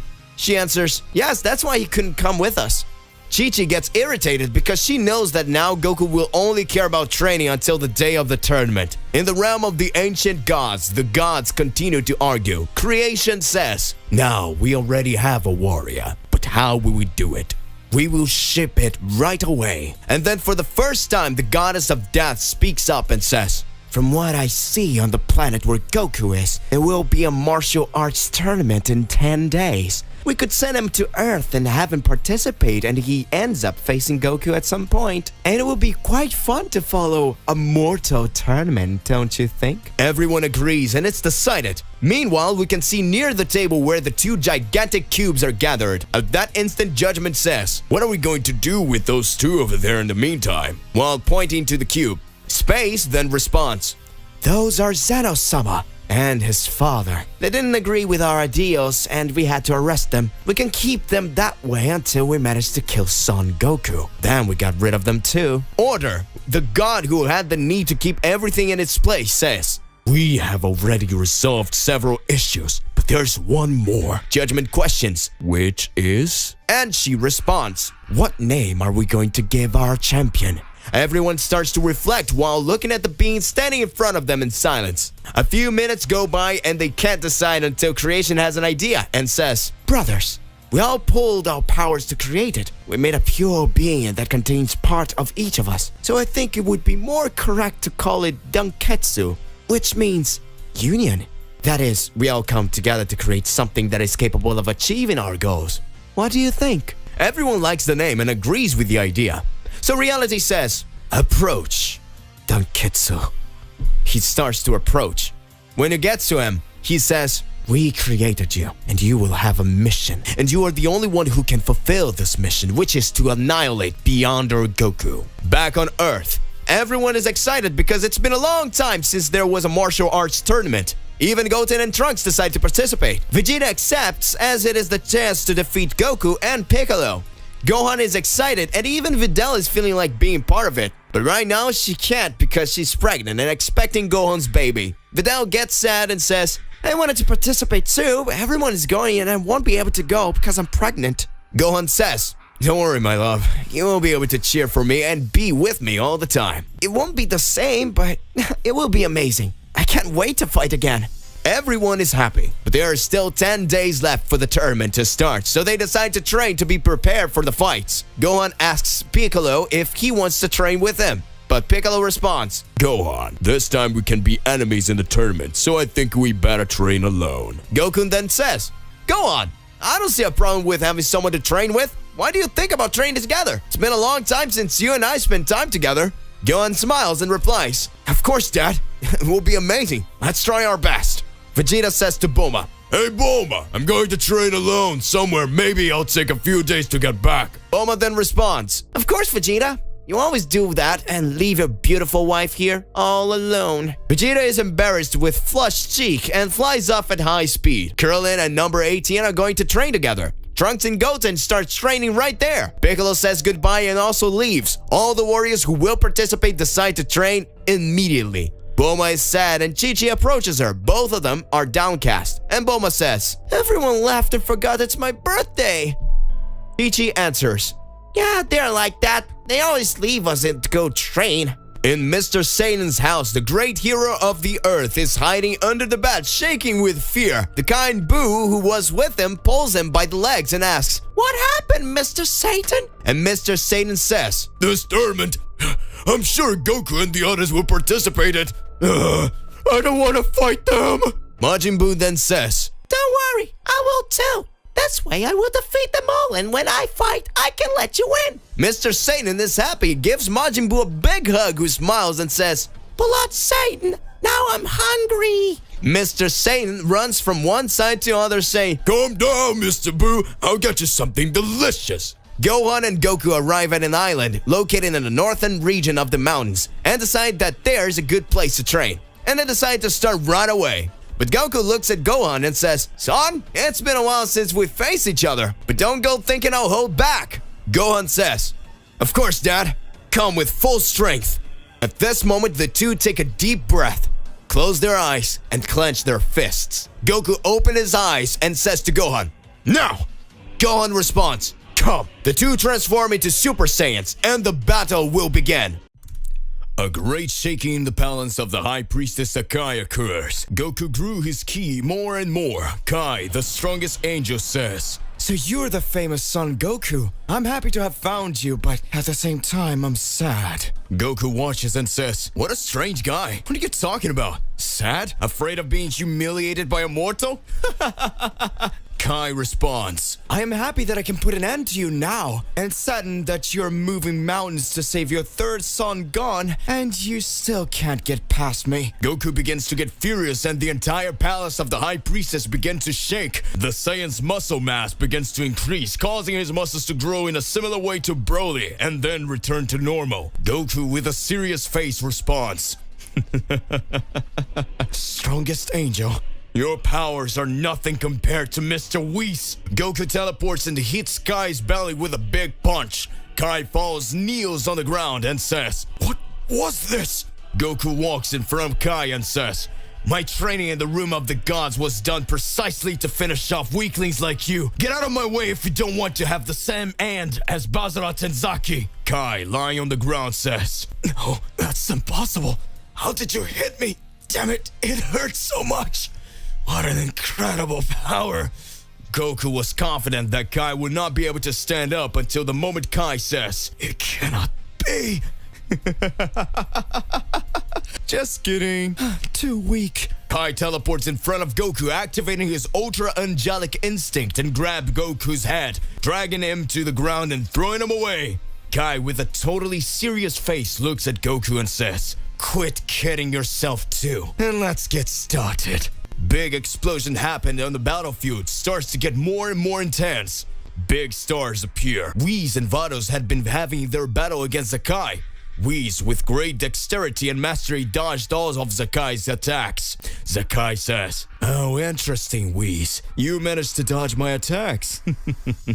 "You don't even look like the same angel who had been defeated by Xiao at the beginning of the war. It looks like you've learned to defend yourself against the energy that seals the power of the angels." At that moment, Zalama just watches the battle and says in his mind, 2 angels against Zakai. "The mother of angels really is cheeky, although we shouldn't worry since the mother of the angels has the power equal to the power of the Daishikan. So those lesser angels won't be a problem for you, won't it, Zakai?" At that moment, Zalama and Zakai are impressed. A great light appears over Whis' body. Whis begins to raise his power. Ah! Me being defeated by Xiao. Flashback of the planet Beerus at the start of the Celestial War.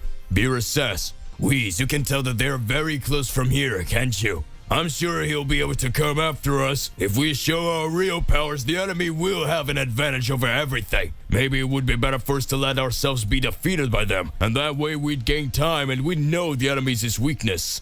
Whis responds, Mr. Beerus, that's pretty bold, don't you think? A demon of the race of cold will think that he alone can defeat an angel and a cat of destruction.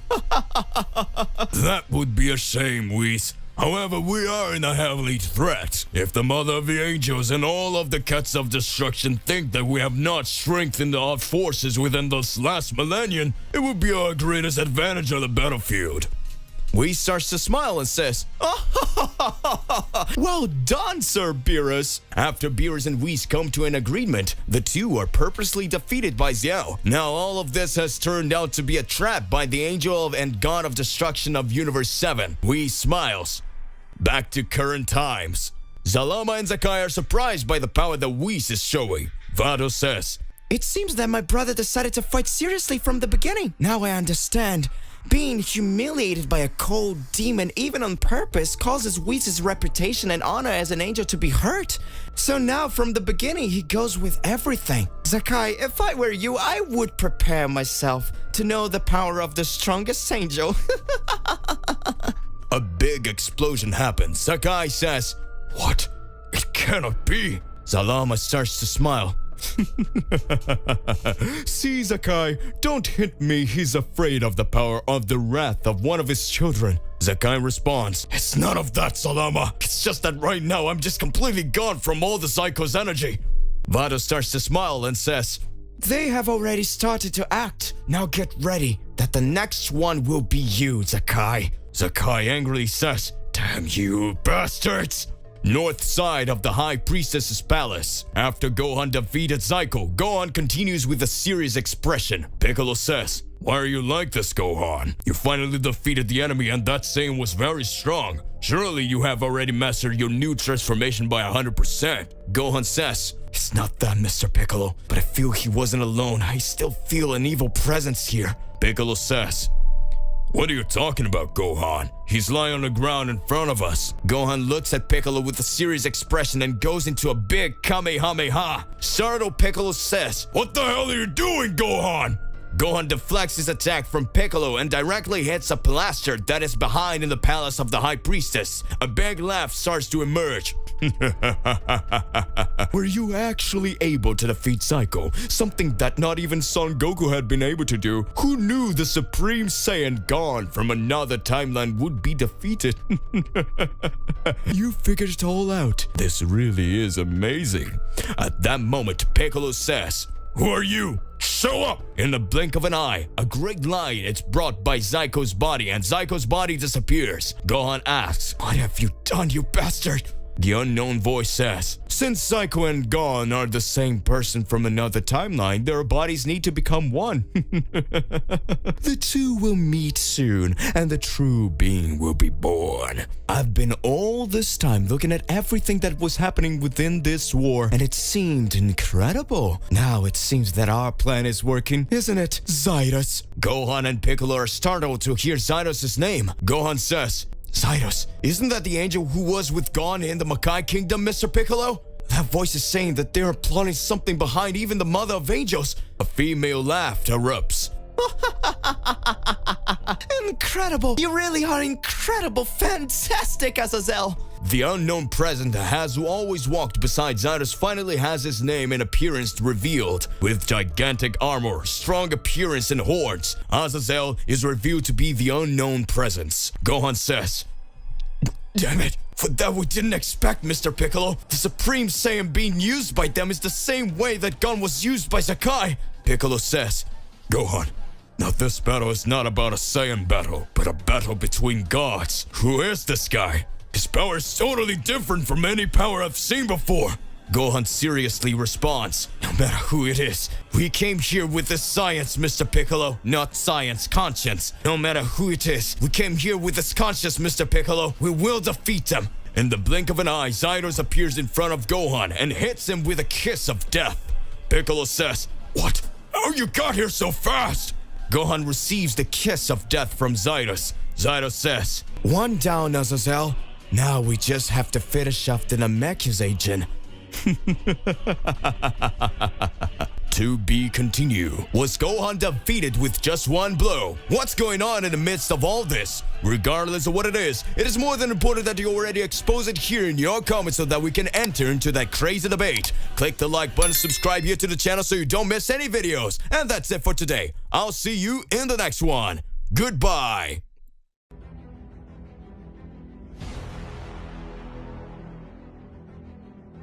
And the great period of peace came to an end. Goku and the Z Warriors will have new limits to overcome. The universe is no longer the same.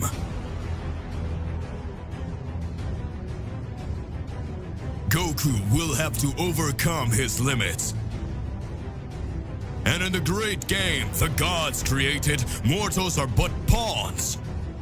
It seems the gods want to play again. The most incredible battle of all time is about to begin. I better get them out of here so they don't destroy everything. Do you really think you can challenge a god? This time will be different. We won't be just entertainment for them. No, I'm the one who makes the rules. It's gonna be awesome.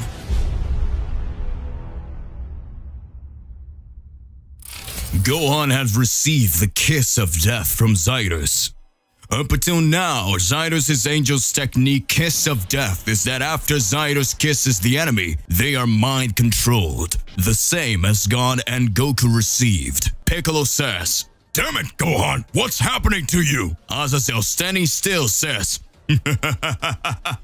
"Very well, Zydus. It seems to be getting stronger." Piccolo watches and says, "But who is this guy? He doesn't look like a god of destruction and his power is totally different. For sure he's not even preparing to fight. An angel obeying another entity." At that moment, Gohan was with his eyes open but totally unconscious. Piccolo screams, "Come on, Gohan! React!" Zyro smiling says, "That's impossible, Namekian warrior. This boy is no longer here over us. This time we don't have time to deal with you. I will erase his entire existence from the inside out." What are you talking about? The Kiss of Death technique has several variables. In the same way that I can control the enemy's mentality, I can also poison or destroy all the warrior's bones. Zyro screams, "Association with the Kiss of Death! Internal destruction! Now my poison will be repelled in that Saiyan's body and his body will be totally destroyed!" Piccolo says, "This cannot happen." At the same time that Piccolo is worried, the Namekian being starts to laugh. Azazel watches and says, "What is this guy laughing at?" Gohan has received the Kiss of Death from Zydus. Zyro says, "He's desperate with the death of his student and that's why he's like this." At that moment, a great aura begins to appear over Gohan's body, and the image of all his cells appears in front of Zydus. What is that? Impossible! What are you talking about, Zydus? It's like his cells are healing on their own, much faster than the Kiss of Death poison. Well done, Gohan. Just in time. Gohan regains consciousness and says, "That was a close one, Mr. Piccolo." Zydus and Azazel don't understand what happened. But what was this? Gohan starts to remember his battle against Lavender in the presentation with the Zeno-sama. Lavender was exchanging punches with Gohan. As strong as Gohan was, his body suffered from receiving the poison. Since the fight, Gohan and Goku began to train to protect themselves with their Saiyan energies. Since then, poisons don't work on Gohan's body. Impressed, Zyro says, "But how did you manage to escape the Kiss of Death?" Gohan starts smiling and says, "It's because I'm a Saiyan hybrid, so I have both Saiyan and human mentalities, so your technique will never have an effect on me." Zyro starts to smile and says, "I see. So my Kiss of Death technique is useless against these Saiyans. First it was Goku, then Gon, and now you." At that moment, Zyro's rages and the whole palace starts to shake. Gohan and Piccolo get serious. Zyro says, "If spell techniques don't work, now we will solve it in brute force." Zyros prepares in battle stance. Gohan and Piccolo speak together. It's about time! Planet Earth. Several dragons begin to appear on the Earth of all universes. The warriors of the other universes that were on Earth had received the order of Broly to return to their universes due to the invasion having increased. Kaba and Kale alongside the others head back to their universes. Kaba says, "Caulifla-san, it's going to be okay." Kale looks at Broly and says, "Broly, don't die." Broly smiles. At that moment, several dragons appeared in front of Broly, Black Frieza, and Cell Max. Black Frieza says, This is getting more interesting than ever. So it means that Son Goku and the others couldn't stop the dragons from releasing the portal and they're going to destroy the Earth. It would be so beautiful to see Goku and Vegeta's planet destroyed by these beings. At that moment, a ray of light is released on Frieza. Frieza says, Who dares to attack the Emperor of the Universe? Show up, Lucky, and I'll eliminate you myself. A great laugh arises, and the place of the land that Black Frieza is on begins to darken and disperses from Broly and Cell Max. Emperor of the Universe. So that's the name you call yourself. How you grew, Frieza. But we should have that name together. Black Frieza changes his composure and says, It's not possible. That voice, Cooler, it's you. Frieza's brother, Cooler, appears from the smoke that has cleared. He says, "Exactly, my brother. Thanks to the Mother of Angels, I am back. The portal of the Kingdom of Dragons was released and the Supreme Dragon granted me his powers. Now I have the necessary power to dominate all these planets in this universe. Come with me and let's destroy it all." At that moment, Black Frieza is silent. Broly says, "Where is that damn Frieza? It can't stay like this!" At that instant, Black Frieza throws a great blast of energy on his brother, causing the entire location to be destroyed, launching several dragons to the mountains of the earth. Cooler says, "What are you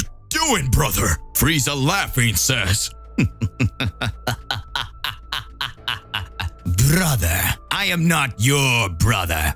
I don't have a family. Since I was a little kid, I had to learn to get by on my own, and I became the Emperor of the Universe all on my own, with my own army. I never needed you for anything. I have no intentions of sharing a job with you, the same title. The price and demand for power is great, and my only right was to disown anyone who claimed to be close to me and was not. For now, my goals are different. And your end will now be..." So there's no way, as I should always have guessed that about you. Cooler starts to rage and causing the earth to start to shake with increase of his ki. At that moment, Cooler turns into Black Cooler. Frieza is startled and says, "But how did you manage to achieve this transformation?" Cooler lunges at Frieza. A great battle ensues. Meanwhile, on the south side of the nearby mountain, Paozu, Goten, and Trunks brought Bulma and Chi-Chi along with several adults and children to hide in a mountain cave in order to avoid being attacked. Goten says, Trunks, it seems that the invasion of our parents didn't work out very well. Now our universes are being attacked again. Trunks responds, Something must have happened that they didn't expect, Goten. I'm sure it could have something to do with the half-brother of yours. But we don't have time to waste. Let's get out of here and help in the battle. The Earth is being invaded. At that moment, Chi-Chi screams arises. Help, Goten! A big demon dragon is holding Chi-Chi and says, "Now it's your end, mediocre mortal." Bulma, scared to death, says, Release her, you filth! Bulma is attacked and falls to the ground. Chi-Chi says, We've come this far and now we're going to be killed. Goku, where are you? The moment Chi-Chi was going to be attacked, the demon dragon receives a double kick to his face by Goten and Trunks. Trunks goes to Bulma and says, Mom, are you okay? Bulma responds, It's okay, my son. Take care of this guy. Goten says, Whenever danger lurks, I will fight for justice. Trunks says, You look like your brother when you dress up as Great Saiyaman, Goten. The dragon demon appears in front of Goten and Trunks and says, "That kick didn't even tickle. Let's see what we have here." Dinner time. Goten and Trunks speak. What? Not even a scar? Goten and Trunks versus Rising. Rising had been enraged to see that the dragon demon Shaki's ki was no more. Broly had easily defeated the dragon demon to save Krillin and his friends. After that, Goten and Trunks continued their hard battle against Rising, the dragon demon on Paozu Mountain. Goten and Trunks merge. The new warrior is born. A voice comes up. I am amazing! It seems like that power is the power needed to finish anyone! I'm definitely stronger than our parents and Gohan! Rising watches and says, "This guy's voice is even more annoying than those two boys." The warrior appears in front of Rising and says, I am not Goten and nor Trunks! My name is Gotenks! Prepare that this will be the end for you! Gotenks charges at Rising in full power in his base form. Gotenks tries to launch several attacks. Rising keeps dodging. Chi-Chi says, Oh no, Goten and Trunks turned into two outlaws! Bulma says, They're not outlaws, but I'd be really happy if they ended up with this guy. Gotenks then says, You know you're pretty strong, but you've already caused enough with us, and you can't live with it anymore. Ha ha ha ha ha! Super Ghost Kamikaze Super Attack! Rising watches and says, "What is that? He creates copies of himself and he's going to release it on me? Ha ha ha ha! What a pathetic technique! I'll wipe you all out in the blink of an eye." Goten says, Attack! Rising begins to dodge Gotenks' ghost clones while Gotenks watches and laughs.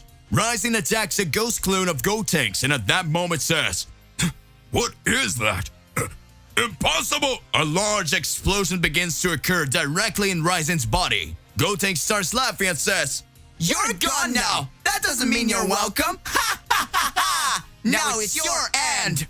Gotenks transforms into a Super Saiyan 3 and makes a serious face saying, I'm already tired of playing. I won't hesitate like I did last time. This is the most powerful combined blow of Goten and Trunks. Final Kamehameha! It cannot be! A huge explosion occurs after Rutin takes your full attack. Due to the great amount of power that was used by Gotenks, the fusion was undone. Bulma and Chi-Chi hug and says, Yay, yay, they won! Trunks, that was awesome. This time we got him, Goten. His strength really was monstrous, but we were much stronger. At that moment, a great shaking begins to occur in the earth. Raizen's voice comes up. You damn brats! How dare you! Who do you think you are to hurt a god? Saki! I will need your power! A great light appears in the region where Shaki's body was, sucking Shaki's spiritual energy, leading to Raizen. Raizen receives Shaki's powers and says, Now I am recovered and with 100% of my powers again. Now I will be the end of you two brats. Goten says, Impossible! This guy's still alive? Trunks, now it's complicated. Palace of the High Priestess. Whis had been waging his battle against Sakai. Great blasts of energy were hurled. Sakai, smiling, says, You've got a lot stronger as the last time, isn't it, Whis? I knew very well that you had all this potential from the past when you were just an angel, apprentice, and said that one day you would be the strongest angel. Know that I'm proud of you and would be happier if you came to my side. Whis says, Secret technique of the angels, offensive celestial cube. A large heavenly cube is thrown to Sakai's side. At that moment, Sakai dodges the cube. Sakai says, What a predictable attack. Whis smiles and says, And who said I was focusing on you? At that moment, the celestial cube advances directly towards Zalama. Zalama smiles and says, It's aiming at me. In the blink of an eye, Zalama with the staff breaks Whis' celestial cube and large pieces of shard flow through the palace. Whis says, As expected from the god of Super Dragon Balls. At that moment, Sakai speaks. Very interesting that the angels left their respective universes alongside their god of destruction. Everything was very vulnerable, isn't it? Your dear Earth has few powerful mortals. I feel that the energy of two Saiyans is almost reaching the end. I believe a general will finish them off.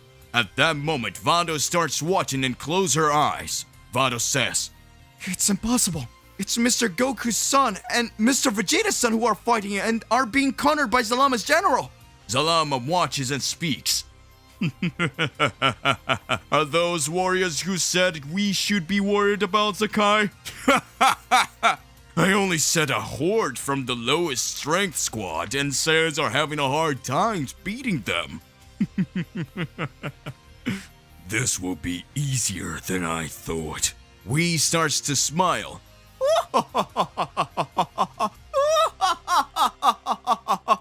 So that's it. Sakai watches with a serious face. Why are you laughing? You should be sad and mad because at that moment everything will end for them.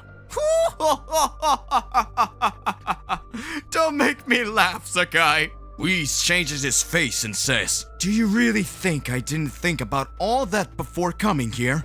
What? I sent Son Gohan to the Makai world for just that. Gohan managed to deliver the Majin essence to me so that an extremely powerful being emerged. You must know the demon that for millennia destroyed countless planets and was feared even by the gods. Don't you? Majin Buu. After Majin Buu was killed and Son Goku asked him to reincarnate into a good person, his essence of destruction, where his greatest powers were, was sent to the Makai realm. Son Gohan was tasked with stealing the chalice of this essence in the Makai realm.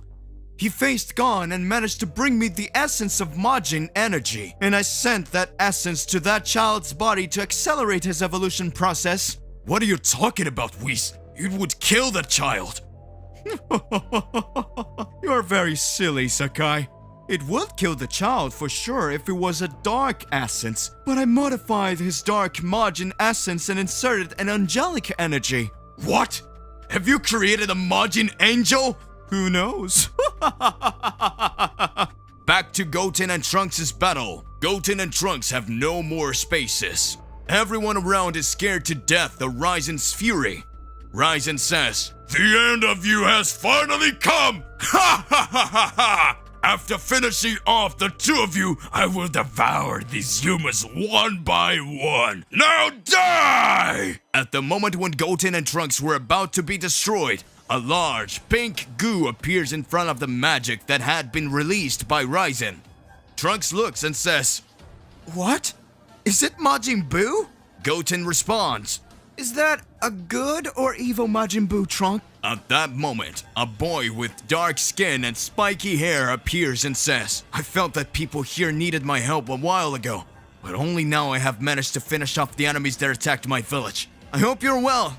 You don't have to worry any longer. I will take care of this guy now." Damn it, who are you, kid? I'm tired of you all. Let's put an end to this, the unknown boy says. Put an end to it? We're just getting started. Zakai was impressed with what Whis was saying. Zalama, sitting on his throne, watches and speaks. Looks like you underestimated the angels, isn't it, Zakai? Vado starts to laugh.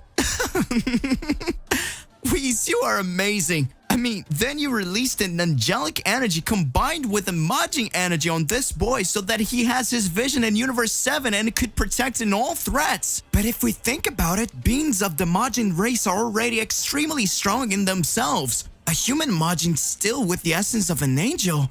This hybrid combination perhaps had the potential for powers even greater than Gon's. Whis interrupts and says, I was thinking all this time I knew that Gon could rebel and go against the laws of the angel and Zeno-sama at any moment.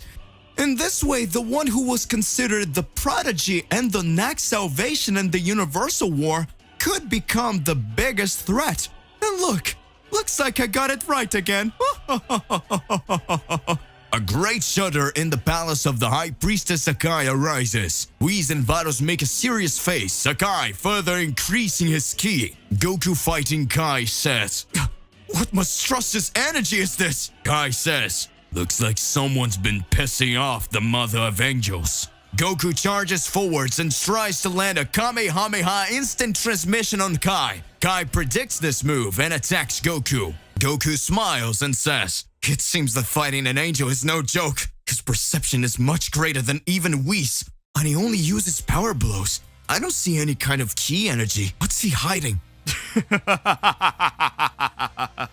"I am the strongest angel. I refuse to use magic in battle. All that settles is at the base of my fists. Now that is true strength." Again, a great shudder occurs. Kai speaks. "Are you hearing and feeling this? It is the shudder of rage from Sakai, the Mother of Angels. In this way, everything is moving along in the footsteps of the Great Priestess."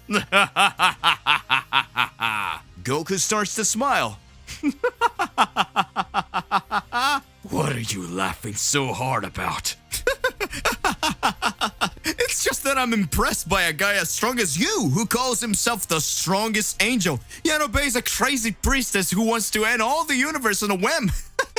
At that moment, Kai's features change completely. Kai, who had been having his battle laughing, starts to get coldly serious and says, "Don't you dare talk about Sakai. Who do you think you are to say anything about the High Priestess? Sakai is the Mother of Angels and her will be done. You are mortal fools who obey Daishikan and Zeno-sama without even knowing their true ideas. While you're here killing each other in a war, your leaders are sitting in chairs just laughing at everything that is happening." Kai teleports in front of Goku and grabs his head and drags Goku through the pillars of Sakai's palace. Goku, receiving the blow, says, "But at what point did he manage to do this? That will be the end of you, Son Goku." Meanwhile, Beerus was walking through the High Priestess Palace and had already noticed that great changes had taken place and felt something extremely shudder. Beerus says, "It seems that the angelic power is from Whis and Vados. However, at the same time, passive angelic energy is being shown. It is definitely the mother of angels. I need to find them." Beerus, you never change. For all this time, you haven't noticed my presence. Beerus takes a deep breath and speaks. Ha ha ha ha! I noticed your presence from the moment I arrived at this palace. Looks like you decided to leave the planet of destruction cats and come to me, isn't it, father?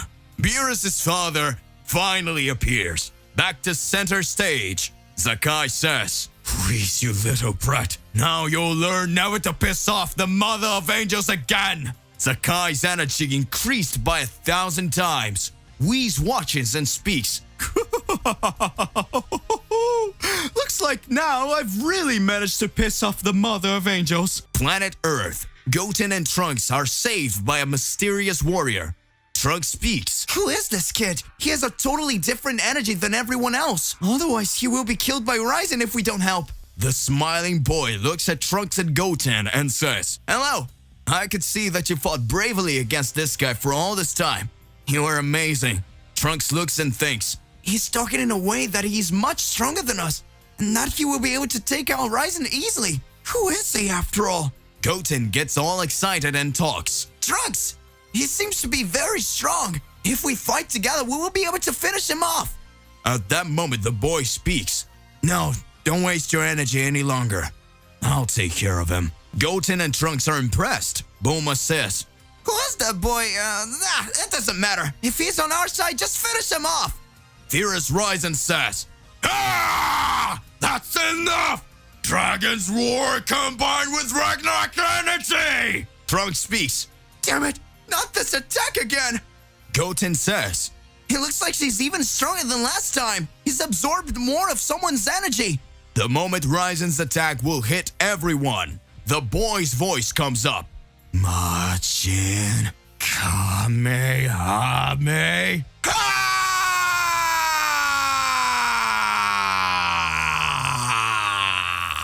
Goten says, Is he using Kamehameha?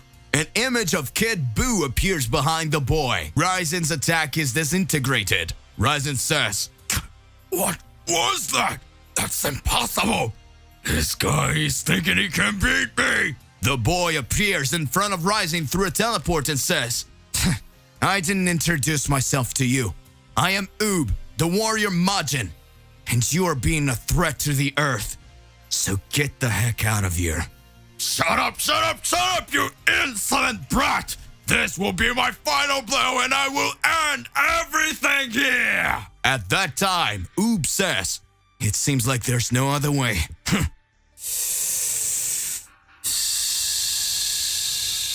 Majin, secret technique of absorption.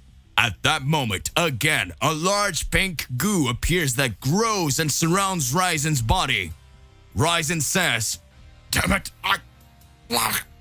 damn it, I can't breathe! What you've done to me, boy!"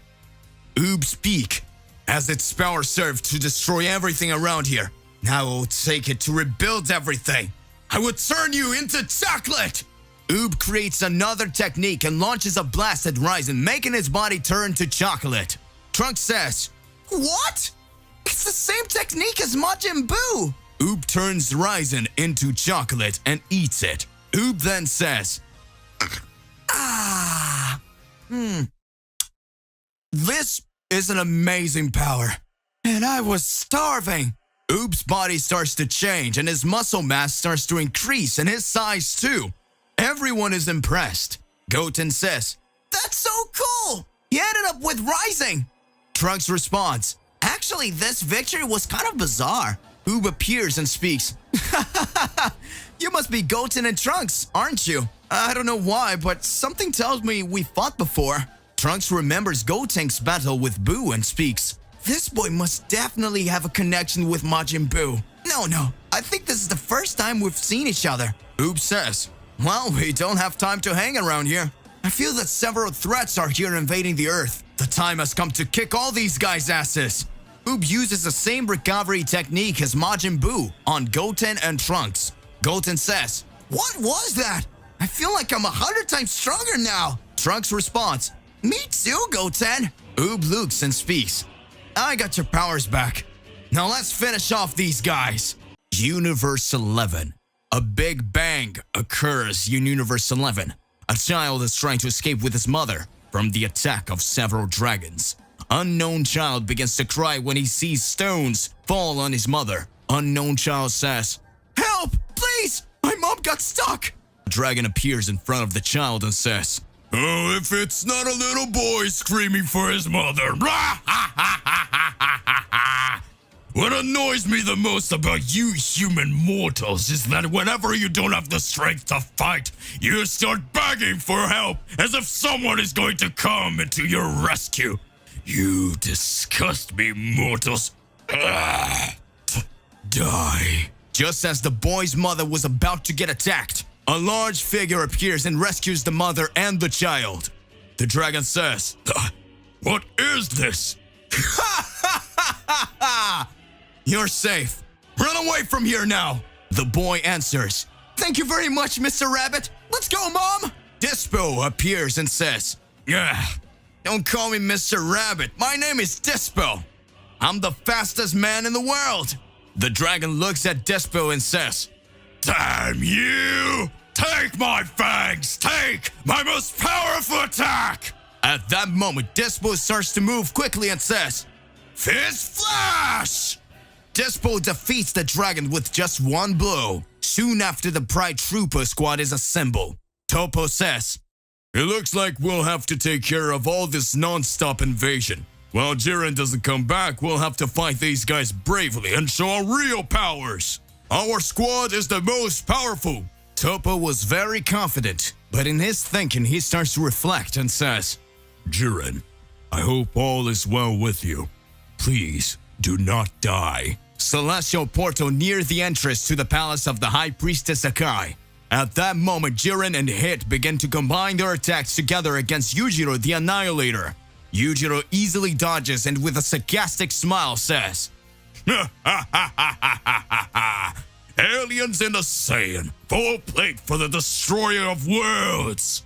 Hit starts to laugh and says, "I've never felt the urge to eliminate someone like this guy." Yujiro says, "So you're trying to fight 3 against 1? This is both a disadvantage." Cauliflower watches and speaks, "Who do you think you are, you bastard? We're in a war. In a war, anything goes." Cauliflower activates her new transformation and unthinkingly charges directly at Yujiro. Hit says, "Cauliflower, wait! This could be a trap!" Cauliflower starts to land several attacks on Yujiro. Yujiro, the Annihilator, starts taking several hits insanely. Yujiro says, "How is this such power possible? I thought powerful Saiyans were only those from Universe 7. Cauliflower throws Yujiro at Hit. Hit stranges this a bit, but still hits Yujiro. At that moment, Jiren had his eyes closed, trying to understand the whole situation. Jiren says, "This doesn't make any sense. This guy looked all confident in battle. Now he's taking a lot of hits. Wait, what if he..." At that moment, Jiren screams, "Hit! Cauliflower! Get out of there now! It's a trap!" Yujiro starts to laugh and says, "Too late! Connection!" Hit in Cauliflower's body starts to take a lot of damage even though they're standing still. Yujiro uses an instant recovery technique and says, "Now I'm brand new! Too bad I can't say the same for you two." Weekend Hit says, "Damn it, what have you done?" "You fools! Did you think I wouldn't be able to escape all these blows? You make me laugh. My secret connection technique makes enemies who receive it have their lives connected to mine. If I receive blows from another enemy, they do too. But nothing happens to me, did you know? While Hit and Cauliflower attacked me and thought they were humiliating me, they were really just attacking each other." Cauliflower falls to the ground and says, "You miserable piece of..." "I'm sorry, Jiren." Hit makes a serious face while still standing and moves forwards to attack Yujiro. Yujiro says, You're crazy! Trying to attack me even though you know the result will be your death. Hit smiles and says, if the result is my death, why are you going astray? Jiren watches and speaks. He's right, Hit. If you continue like this, you will die. Hit responds, that's not a problem for me.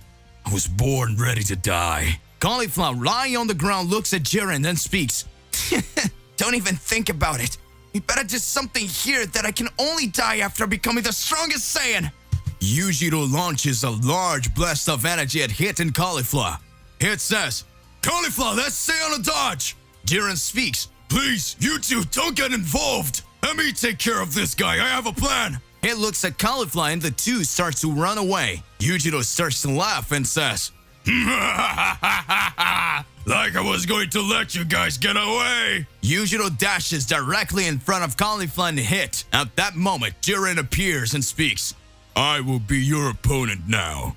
Furious, Yujiro speaks, so let's attack me and make your friend suffer the pain. Jiren is silent. Yujiro steps forward and starts landing several blows on Jiren. Hit observes and speaks, Jiren, I hope you know what you're doing. Yujiro lands several blows on Jiren until Jiren begins to falter. Cauliflower speaks, Damn it, it's impossible to win. For Jiren to be able to defeat him, he would have to kill us. That's the end for us. Yujiro speaks, I have told them that I should fight Son Goku, but you shut up. The end of you all has come. Yujiro creates a large sphere of energy looking like a sun and says, Burn! Amaterasu! Hit doesn't say anything. Cauliflower gets serious and says, We're about to die. If Jiren wanted to get out of here, he could, but he still doesn't abandon us. Jiren begins to watch the large energy being launched at them, and he reflects. Flashback of Jiren on planet Belmont, god of destruction of Universe 11. Belmont was training with Jiren in a one-on-one fight. Jiren was having the upper hand in the fight and says, it seems that my powers are superior to that of the god of destruction. Belmont starts to laugh, drawing 2 cards from his deck and says, I wouldn't count on it, Jiren. Belmont draws the Queen and Joker card, which combined give Belmont unlimited magical powers. At that moment, Belmont says, Destruction stealing energy. Belmont creates several chains on Jiren's body. Jiren looks at Belmont and says, impossible. Belmont starts laughing and says, you lost, Jiren. You are very powerful in physical strength, but you lack to fight enemies with high magical powers. Alright, I'll release you. Let's continue on training. Jiren smiles. Back to current times. Jiren was about to take the attack from Yujiro. Yujiro screamed insanely, Goodbye, mortals, die! Jiren starts laughing and says, your madness will be the reason for your defeat. Jiren's body starts to turn red. Jiren begins to rage amid the gigantic sun that was being thrown at him. Jiren holds the sun and with great impacts launches Yujiro's attack into space. Yujiro says, what? Impossible! At that moment, Jiren advances towards Yujiro and points as if he was going to hit Yujiro with a big punch. Cauliflower says, oh no, we're going to feel the full impact of Jiren's punch. Hit remains silent. Yujiro speaks, are you crazy? Will you kill all your companions? Jiren approaches Yujiro and says, mental sealing technique of destruction. At that moment, Yujiro gets scared and Jiren touches Yujiro's head. Yujiro is speechless and unable to say a word. Absolute silence arises. Cauliflower asks, What happened to him? He's paralyzed? It speaks. A killer technique of destruction that cancels all enemy magic effects due to attack in the brain. Yujiro is in an empty dimension in his mind that he will never be able to escape from. Seems like Jiren was able to master a killer technique of destruction that not even the greatest assassin, me, was capable of using. Impressive. Cauliflower says, what? So are we safe? Yes, we are. Jiren, with his energy all spent, is about to fall to the ground and is caught by Hit. Jiren gets up and on Hit's shoulder says, we don't have time to stand here. Let's go back. Caulifla speaks. I owe you one, Jiren. You saved our lives. Save your words for later. This is all just the beginning. Universe 6 and 11 unitedly win the battle against Yujiro the Annihilator. Oob next to Goten and Trunks at Paozu Mountain. Goten and Trunks are impressed by Oob. Goten says, Wow, Trunks! This guy is strong! He easily managed to defeat that villain. Trunks responds, He's very strong. If it weren't for him, we would be in real trouble now, Goten. Hey, Oob! Thank you very much! Oob smiles and answers, There's nothing to be thankful for. I feel that for some reason my powers have started to rise because I've been chosen to put an end to this war. Trunks doesn't quite understand what Oob was trying to say. At that instant, a huge shudder starts happening right on Paozu Mountain. Goten and Trunks get serious. Oob looks and speaks. What is this monstrous power? A smiling voice says, Calm down, it's just me. Broly appears alongside Krillin, Tien, and Yamcha. Broly says, I felt a big bang coming from several locations, but I saw it here because I felt Trunks and Goten's ki weakened. But from what I'm seeing, you managed to resolve this situation. Goten says, Thank you, Mr. Broly, but all this could be resolved thanks to Oob. Broly watches and speaks. Thanks for the help, kid. I don't remember Goku or Vegeta talking about a warrior as strong as you on the planet Beerus. Oob starts to smile and responds, There's nothing to be thankful for. I'm just here to help. Let's end this war. Krillin notices a familiar energy in Oob's ki. Krillin begins to think, No, it's not possible. I'm sure I know this energy. It's the same as the time he turned me into chocolate. Even his name is Oob. If we read his name backwards, it will be the same as Boo. This boy definitely has a relationship with Majin Buu. Krillin begins to remember the whole Earth being destroyed and begins to be scared to death. At that moment, Broly holds Krillin's shoulder and says, Don't worry, if something gets out of hand, I'm here to help. Krillin responds in his thoughts, but then he starts to reflect. Phew, at least we have Broly here with us. But wait, what if Broly gets out of hand too? What if he... Palace of the High Priestess Akai. Vegeta had been having his fight against Shiva, the Blood Angel. Shiva says, Vegeta, you and Son Goku fought my clone in the Void Dimension when you were trapped by Saki and Basara, and together you barely managed to do anything to my clone. What makes you think you could do something to me? You are very foolish. You will never be able to do something against me, you mortal.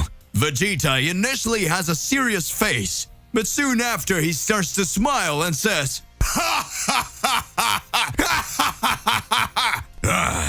I came prepared to rip Sakai's head off. Now a weakling angel like you appears in front of me with 1,000 lectures thinking I'll be scared.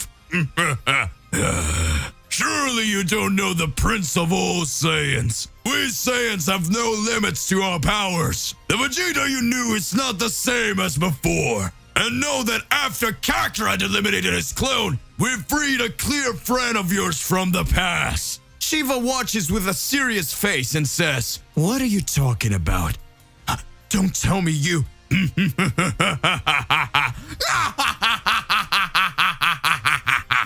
We released the dragon Zuffy from his ceiling in the empty dimension, and he taught the essence of Yamoshi to Kakarot. And I discovered that I have the essence of the reincarnation of the Saiyan God Yamazaki. I will end you, Shiva.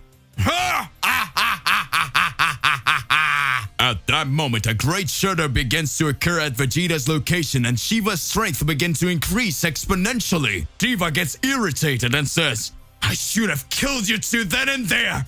You didn't deserve to live. Sakai will be extremely furious when he finds out that the dragon was released. That couldn't have happened. After finishing with Vegeta, I will come for you, Zafir. Blood spikes. Vegeta receives this attack. Several spikes begin to come out of Shiva's head and begin to be launched at high speed at Vegeta. Vegeta says, What? She's pulling several thorns from her head. What a bizarre thing. Vegeta, with his Ultra Ego activated, starts to dodge Shiva. Shiva watches and starts laughing. Too slow. At that moment, several thorns starts to hit Vegeta. Vegeta says, "Damn it, impossible!" Vegeta begins to receive several very powerful blows from Shiva, and his body is completely bloodied and lying on the ground. Shiva says, "It's finally over." These Saiyans are still weak as ever. A huge laugh erupts and a huge punch at lightning speed lands on Shiva's face. Frightening Shiva says, What was this?" Vegeta, even pierced and with his ultra ego activated, starts laughing. Shiva says, "How is this possible? How is this guy still alive?" Vegeta says, "Yamazaki. The essence of Yamazaki is amazing!" Vegeta's body instantly begins to heal from his wounds inflicted by the bloody angel. Vegeta says, "Now, it'll be your end, Shiva.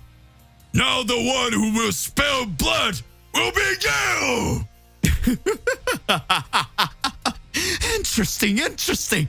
So is he able to do that? Perfect. Teach me more about this Yamazaki essence. North side of the High Priestess Palace. Goku was lying on the ground. Kai, the strongest angel, says, "Looks like it's over now." Goku gets back to his feet. Kai speaks. "You are very persistent. In fact, maybe even more than Gon. That boy had a lot of nerve. He thought he could beat me just because he had Saiyan powers mixed with angel powers. He just forgot that a purebred angel like me possesses extremely high powers." Goku, angry, says, "I already told you to stop talking about God! It's your fault he was captured here!" Goku advances towards the Kai. At that moment, his Order form had already been lost due to several blows that Goku had received from Kai. Goku says, "Damn it! This guy's power is light years greater than Zaki and Bazara together. Is that really the power of an angel? If that's true, Mr. Whis always teased us even the moment we left the room of the gods. I promised to save Gon and the Earth, but if this continues, we won't be able to pass even this guy, and that can't happen." I says, "Son Goku, you talk too much. You get the fists of the strongest." Kai creates a large sphere of energy in his fists and hits Goku with all his might. Goku is thrown away, and at the same time he gets up and tries to attack the Kai. Kai begins to receive several blows from the Saiyan. Goku speaks. "Take all these blows and feel the power of the Universe 7 Saiyan, Goku!" Initially, Sakai receives the blow with a serious face, but soon after he starts to laugh and talk. "Not a chance. Is this what I've waited so long to fight Goku for?" Goku watches and speaks. "Impossible." Kai lands one punch on Goku, which makes him lose his transformation and falls to the ground. Kai begins to pull away from Goku. Goku says, "Where do you think you're going?" Kai says, "You're no longer able to fight. If you want to save Gon so badly, come after me." Damn it! Damn it! Damn it! Goku closes his eyes and Kai continues to leave the location of the High Priestess Palace. Goku speaks. "I was defeated. This couldn't happen." At that moment, a great light begins to appear in front of Goku. Goku says, "Has he changed his mind and decided to kill me now?" A shadow appears over Goku and the image of Vados appears above him. "What? Vados? How did you get here?" Vados says, "Hey Goku, I'm not the Vados you know. I am Gon's real mother from another timeline." Goku says, "What? I must be crazy." Goku had been defeated by Kai. The supremacy of the most powerful angel force surpassed Goku. A great light appeared at the scene of the fight, and Goku, falling to the ground in his unconscious, says, "What is happening to me? Nothing is making sense. Why didn't Kai kill me? Where am I? Who are you anyway?" The moment Goku was defeated, the image of Vados appeared in front of him. Goku stayed for several moments questioning himself. Vados from another timeline says, Son Goku, I'm very happy to meet you. And I'm also impressed to see that you're just like the Goku I fell in love with in my timeline. Goku watches and speaks. Huh? What do you mean, Mr. Vados? Are you telling me that you are not the Vados I know? Sister of Mr. Whis from Universe 7? That's not it, you silly. I am Vados, but from another timeline. You were lucky to have fought against Kai, who, even though he was on Sakai's side, is the fairest angel in combat.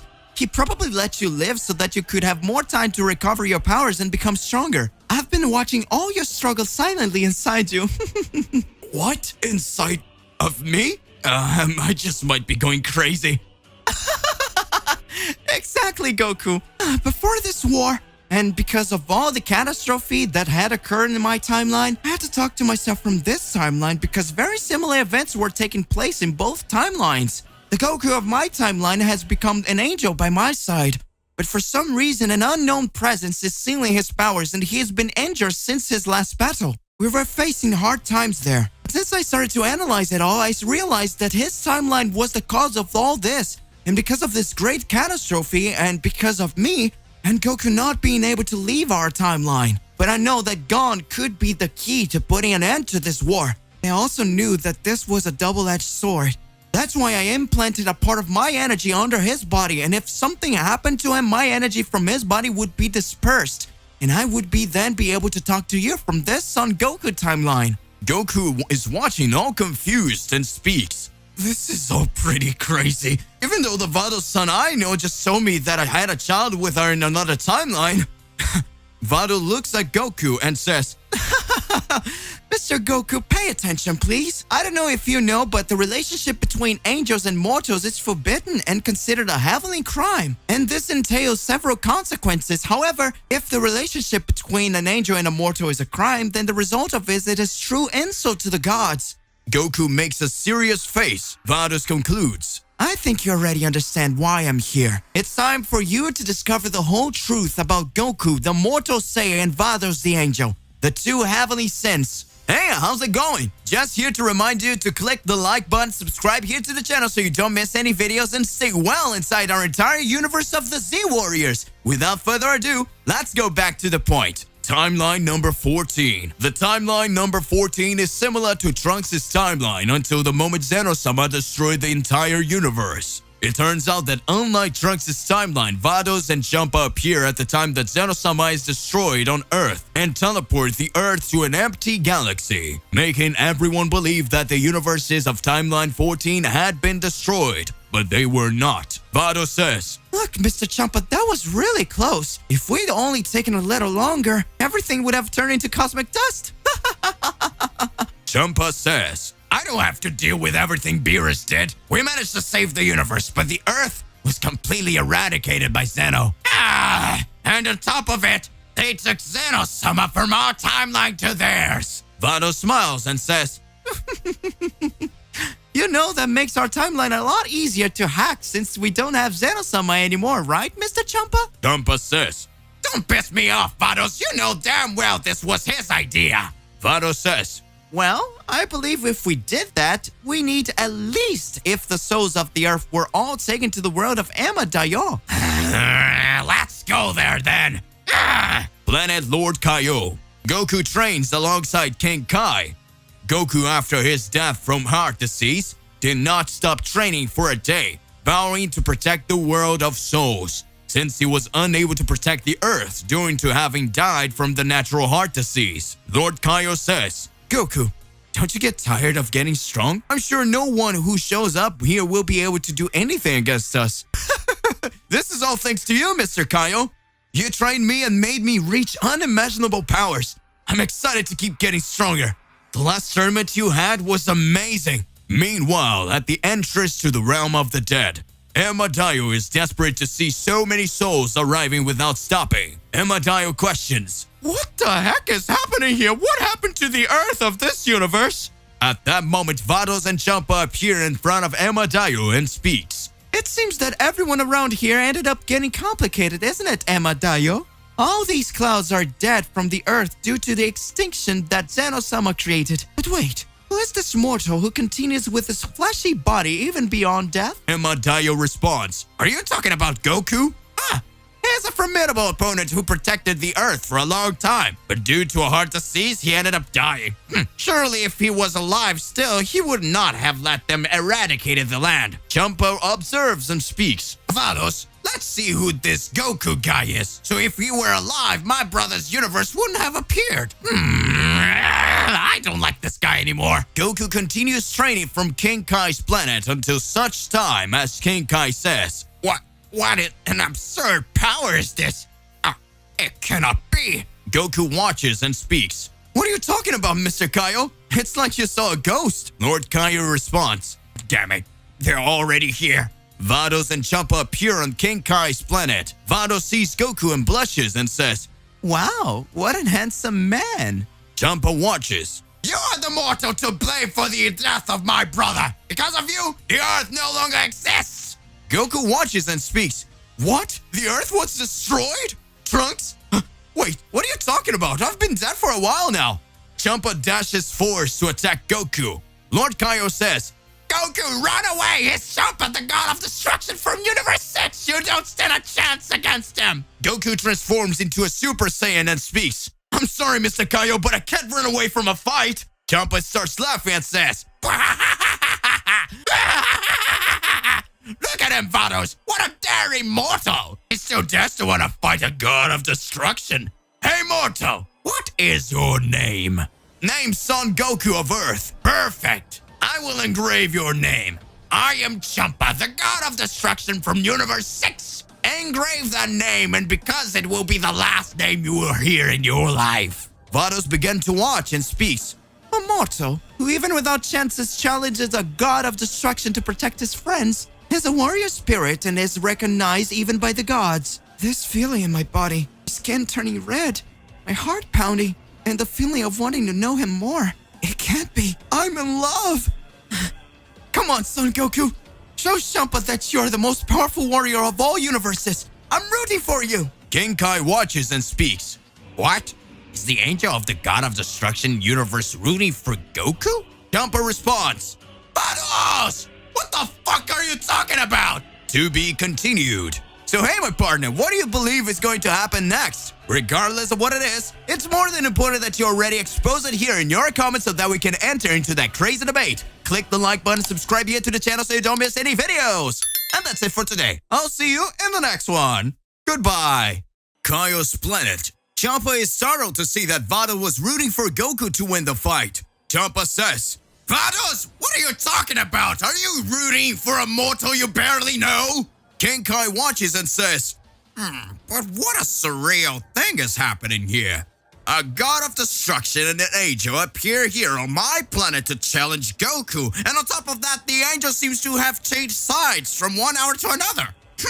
Vados is looking at Goku. The angel is enchanted. Vados says, What is happening to me? I've never felt like this before. What's so special about this warrior? I feel that he's not like the others. It seems that even his fighting spirit is that of a mortal, but he still manages to transcend the limits of goodness. Goku watches and speaks.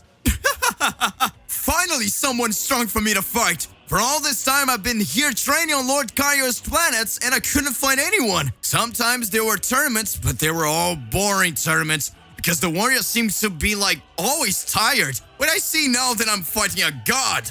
This is going to be too much. Champa observes and speaks. This brat is excited because he's fighting me. And he hasn't stopped for a moment to think that if I take him out now, his entire existence will disappear. Man, you're really funny. By the way, you don't have the slightest idea what the power level of a god of destruction is. But now I'm going to teach you. Champa begins to raise his power, causing everyone on King Kai's planet and that region to start to get scared. Goku makes a serious look on his face and says, But wait, how did this guy increase his power so much by just erasing his ki? Champa rushes forward and lands a punch on Goku, knocking him away. Lord Kaio says, Goku! Champa says, Ha! He's gone! No mortals are able to resist my fist of destruction! I am amazing! Well, let's go, Vados. let's get out of here. This guy you're talking about is a weakling. He would never have been able to save the Earth from these threats, huh? Vados starts laughing. Champa observes and speaks. What the hell are you laughing at, Vados? You see, Mr. Champa, if I were you, I wouldn't tell you that the battle is already over. At that moment, Goku's voice comes up. Ouch! Ow! Ah, that was a really strong punch. If I hadn't turned into a Super Saiyan, he would definitely have blown my head off with that blow. Impossible! Goku steps forward and speaks. My turn. Kamehame! Ah! What? Champa is startled and receives Goku's gigantic Kamehameha. Vados observes and speaks. This is amazing. Not once is he scared of Mr. Champa, even though Mr. Champa says he's a god of destruction. It seems like this mortal, Son Goku, is just happy for the pleasure of fighting. There's no way I can't help it but cheer for him. This sounds a lot like the legend of the warrior who surpasses the gods. Could it be? Champa counters Goku's attack and speaks. Now you obey me, you miserable mortal! Hakai! Oh no! Goku, run away! He's covering his body with Hakai energy! According to rumors, what Hakai energy touches disintegrates! What? Champa begins to release various Hakai energy and Goku dodges all of them. Goku notices that everything Champa's Hakai energy touches begins to disappear. Goku says, What the hell are you doing? This planet is too small. There's not just the two of us in this place. If you continue like this, you're going to erase this planet completely. Vados was dazzled by everything she was seeing, but Champa was mad and launches a devastating attack across the planet of Lord Kaio. A part of Champa's Hakai energy is released out of control and advances to Vados' side. Champa says, Oh no! Vados, get out of there! Vado had her mind elsewhere, thinking of everything she was seeing. Champa speaks. Come on, Vados, don't just stand there!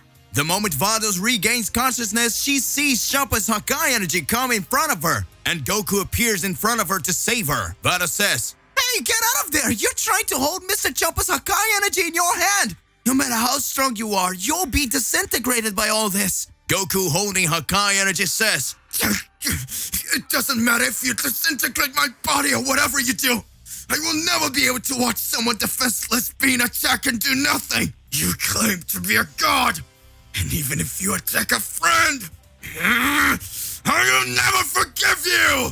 Goku, with great fury, manages to grab the Hakai energy and send it to the skies. Lord Kaio says, That's impossible. He just deflected the god of destruction's attack. At that moment, Champa says, How dare you, you damn mortal! Champa moves forward to attack Goku and the two starts to land several punches on each other.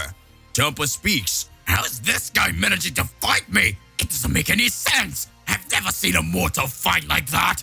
It seems that this mortal's body was made to fight. The more blows he receives, the stronger he gets. Does that mean that this is the result of training on Lord Kaio's planet? Alright then. Champa concentrates the Hakai energy in his hand and says, No matter what level of power you have, you will never be able to escape this blow. You managed to escape my long-range attacks, but this time, we are extremely close, Son Goku. It's practically impossible for me to miss this Hakai. Prepare for your end! Goku says, Damn it. Can this guy still perform that same technique one more time? Just as Champa was about to land another Hakai on Goku, Vados enters in front of holding Champa's arm with extreme ease and canceling his Hakai. Goku says, What is that? Is she really that strong? Amazing! Vados, in her thoughts, all happy, says, He said I'm amazing! Champa says, Vados, what the hell are you doing? At that moment, Vados speaks. Mr. Champa, we're bothering Mr. Kaio's planet too much, and from what I can see, Goku is not to blame for the Earth being destroyed either. He has already shown himself to be extremely strong after all. Not just anyone can stop a Hakai blow from Mr. Champa. Champa responds, He only managed for that Hakai blow because I didn't put in full power. Vados says, Mr. Goku, please listen to me. From what I'm seeing, you like to fight a lot. I've analyzed all your moves, and no matter how strong you are, I realize that you have a lot to improve. Thank you, Miss Vados. I'm always striving to get stronger. Vados smiles and says, That's perfect. You want to get stronger and stronger to protect the current planet you live on. I have a proposition for you. There's a fight that you can get much stronger. Come train on Planet of Destruction of Universe 6, Mr. Goku. Jumper watches and says, Vados! I don't understand you. What are you talking about? What's going on with you? You can't just do that. Lord Kaio watches and speaks. None of this is making sense. Goku says, Will I get stronger, Lady Vados? But of course I will. Vados is thinking and says, I finally did it. Now you will be mine, Son Goku. Planet Champa, Universe 6. Goku was fascinated by what Universe 6 Planet of Destruction looked like. Goku says, The atmosphere here is totally different from Kaio's planet. It seems like it's extremely denser. How can someone train here? Vados started to laugh and looked at Goku. Meanwhile, on King Kai's planet, Lord Kaio says, What is happening? How did Goku, even in a transformation as simple as that of a Super Saiyan, manage to hold on Hakai energy from the god of destruction of another universe? I remember very well that as ancient rumors, Champa alongside Beerus conquered several planets even before they were gods of destruction. It is not possible that Champa used his attack with the intention of defeating Goku. Even so, and what about that angel that seemed to be wanted to defend Goku? How can this happen? Last time Champa destroyed several universes in a blink of an eye, and now Goku has been sent down to Universe 6 itself. What is the angel of Universe 6 up to? Back to current times in the Celestial War, Goku in his mind heard everything Vados from the other timeline said. Goku speaks.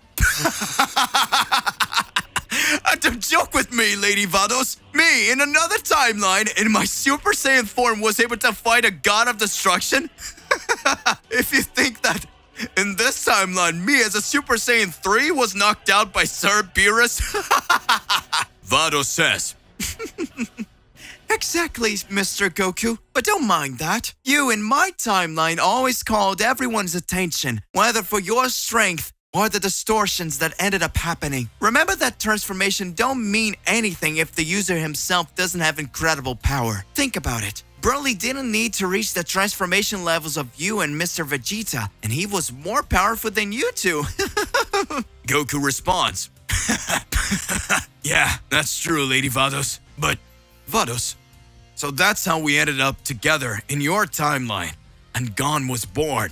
Vados changes her face and says, In parts, Mr. Goku. Let me conclude the events. Get ready to know the whole truth. Back to Vados and Goku's timeline flashback.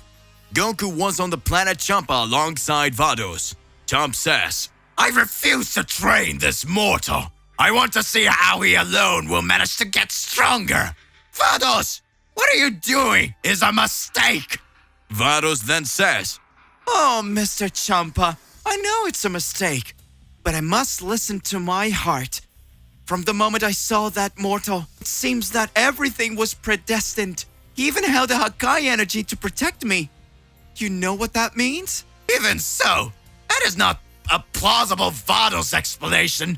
Champa is impressed to feel a great energy being raised by Goku. Goku was managing to train with his body perfectly in a short time on the planet of destruction, which no mortal had ever managed. Vados observes and speaks. That's amazing! Keep it up, and let's start our training, Mr. Goku. Vados alongside Goku began their training in the Room of the Angels, a dimension within the planet of destruction, and Goku manages to learn the mastery of Ultra Instinct alongside Vados. Goku and Vados leave the Angel Room after 10 days. Champa says, How did you take so long with this training? Vados, with all that smile, begins to speak. It was very simple, Lord Champa. I offered my training to Goku, but in exchange for making him stronger, he would have to be my boyfriend. What? Vados! Goku starts to smile and says, Mr. Vados, this training was incredible. I'm sure no one will be able to defeat us. The Ultra Instinct Mastery technique is incredible. Champa interrupts and says, It's not possible. Are you saying that this mortal has learned the mastery of Ultra Instinct? Exactly, Mr. Champa. Goku showed Champa his current power level. Goku activates his Ultra Instinct in a blink of an eye, but his skin begins to turn blue like an angel's. Strange, Vados says. Why is Goku's skin turning like this? Is it? Champa says. Vados! In addition to learning Ultra Instinct, due to spending so much time with you in the Angel's room, did he still end up acquiring the power of the Angels? Goku starts laughing and says, You mean that's why I'm feeling my power so high? This is amazing. Champa changes their face and speaks. Vados! Vados interrupts Champa and says, I know, Mr. Champa, I know. I can even imagine why this could happen. Goku observes with another face and says, What are you talking about? Champa says, Vados wasn't pleased that Zero-sama had destroyed the Earth on the whim of not liking the way the Earth was. With that, she took the decision away from mortals. However, Zero-sama believed that he had destroyed his entire Son Goku universe. But Vados managed to save her universe. By the time the gods found out, this could turn out to be a problem. Goku speaks, but why would the gods want to destroy the universe? And who is Zeno-sama? Vados speaks. Zeno-sama is the supreme being who takes care of all celestial order alongside my father, the father of angels. Goku speaks. Oh, the father of angels? Oh, he must be pretty strong, isn't he, Miss Vados? Vados says. That's not something you should be considering, Mr. Goku. It happens that there's a rule that angels cannot interfere in the decision of mortals. But Zeno, as the order of everything as well as the gods of destruction, can destroy whatever they want in order to cause balance. You may find it offensive that I prevented the destruction of your universe, Mr. Goku. Goku observes with another face and says, I get it. So they're the bad guys. Huh. I won't let them do anything to us, Lady Vados. You idiot! It's not that! Just listen! You have no idea what you're talking about, so I'm going to explain. Your universe has always had several catastrophes. He's always been a celestial threat. My brother doesn't exist anymore because of you. Now, because of you too, we're picking a fight with the Lord of everything. What kind of spell did you cast on Vados? Come on, Vados, do something! Vados smiling says, Oh, Mr. Champa, don't be silly. Mr. Goku didn't cast anything on me. I'm just in love. It was love at first sight. Champa is saddened. At that moment, a great light appears over the planet Champa. Champa feels a great pressure of energy and starts shaking with fear. Goku looks and speaks. What is it, Mr. Champa? It's like you saw a ghost. Why are you like this? Champa says, It's all your fault. It's all your fault. It's this mortal's fault. Please don't judge us. Don't do anything with us. Ah! Vados changes her expression to a serious one. Vados says, Mr. Goku, I hope you've really learned to control your angelic power alongside your Ultra Instinct, because now you're gonna need it. At that moment, Goku observes and speaks. What are you talking about, Vados? The light disappears, and from the end of that light comes Daishikan, the father of all angels. Daishikan speaks. Vados, you are under arrest for the celestial crimes of concerning with a mortal and saving a universe against Zeno-sama's will. At that moment, Goku appears and says, Oh, so you're the father of all angels. Bad guys like you won't get Miss Vados from here. Daishikan in a blink of an eye appears from behind Goku and throws him away. Champa is scared to death. Daishikan says, It's over for you. All universes begin to shudder amid extremely high angelic power in the timeline Vados and Goku were related to. All mortals in all universes began to be afraid of the atmospheric energy that was displayed. Universe 11, Parallel Timeline. Balmond begins to observe and speaks. Due to the disappearance of Beerus, it seems that Champa has started to act, but still, some things are happening that leaves me with sharp thinking. Whose energy is this coming from? He looks like a mortal with Saiyan powers being combined with an angel. I don't understand. How does so much power emanate? Margarita, the angel of Universe 11, starts to laugh. Does that amaze you, Lord Belmont? Belmont says, It seems that something is happening in Universe 6, and now his father energy is also being emanated there. Should we be worried? Margarita continues to laugh and responds, I believe that the problem is not with us, but I feel that my sister is in trouble. Vados, by the looks of it, must have been up to something. The energy of my father is a combat energy, so he will definitely want to do something. I remember it as it was today, that he faced several gods of destruction alone in the past, and in the blink of an eye, he managed to defeat them. Belmont questions, Do you think he would have the courage to attack Champa and Vados? Margarita laughing says, We cannot doubt the father of angels. Universe 6, Goku is thrown into the rubble of planet Champa.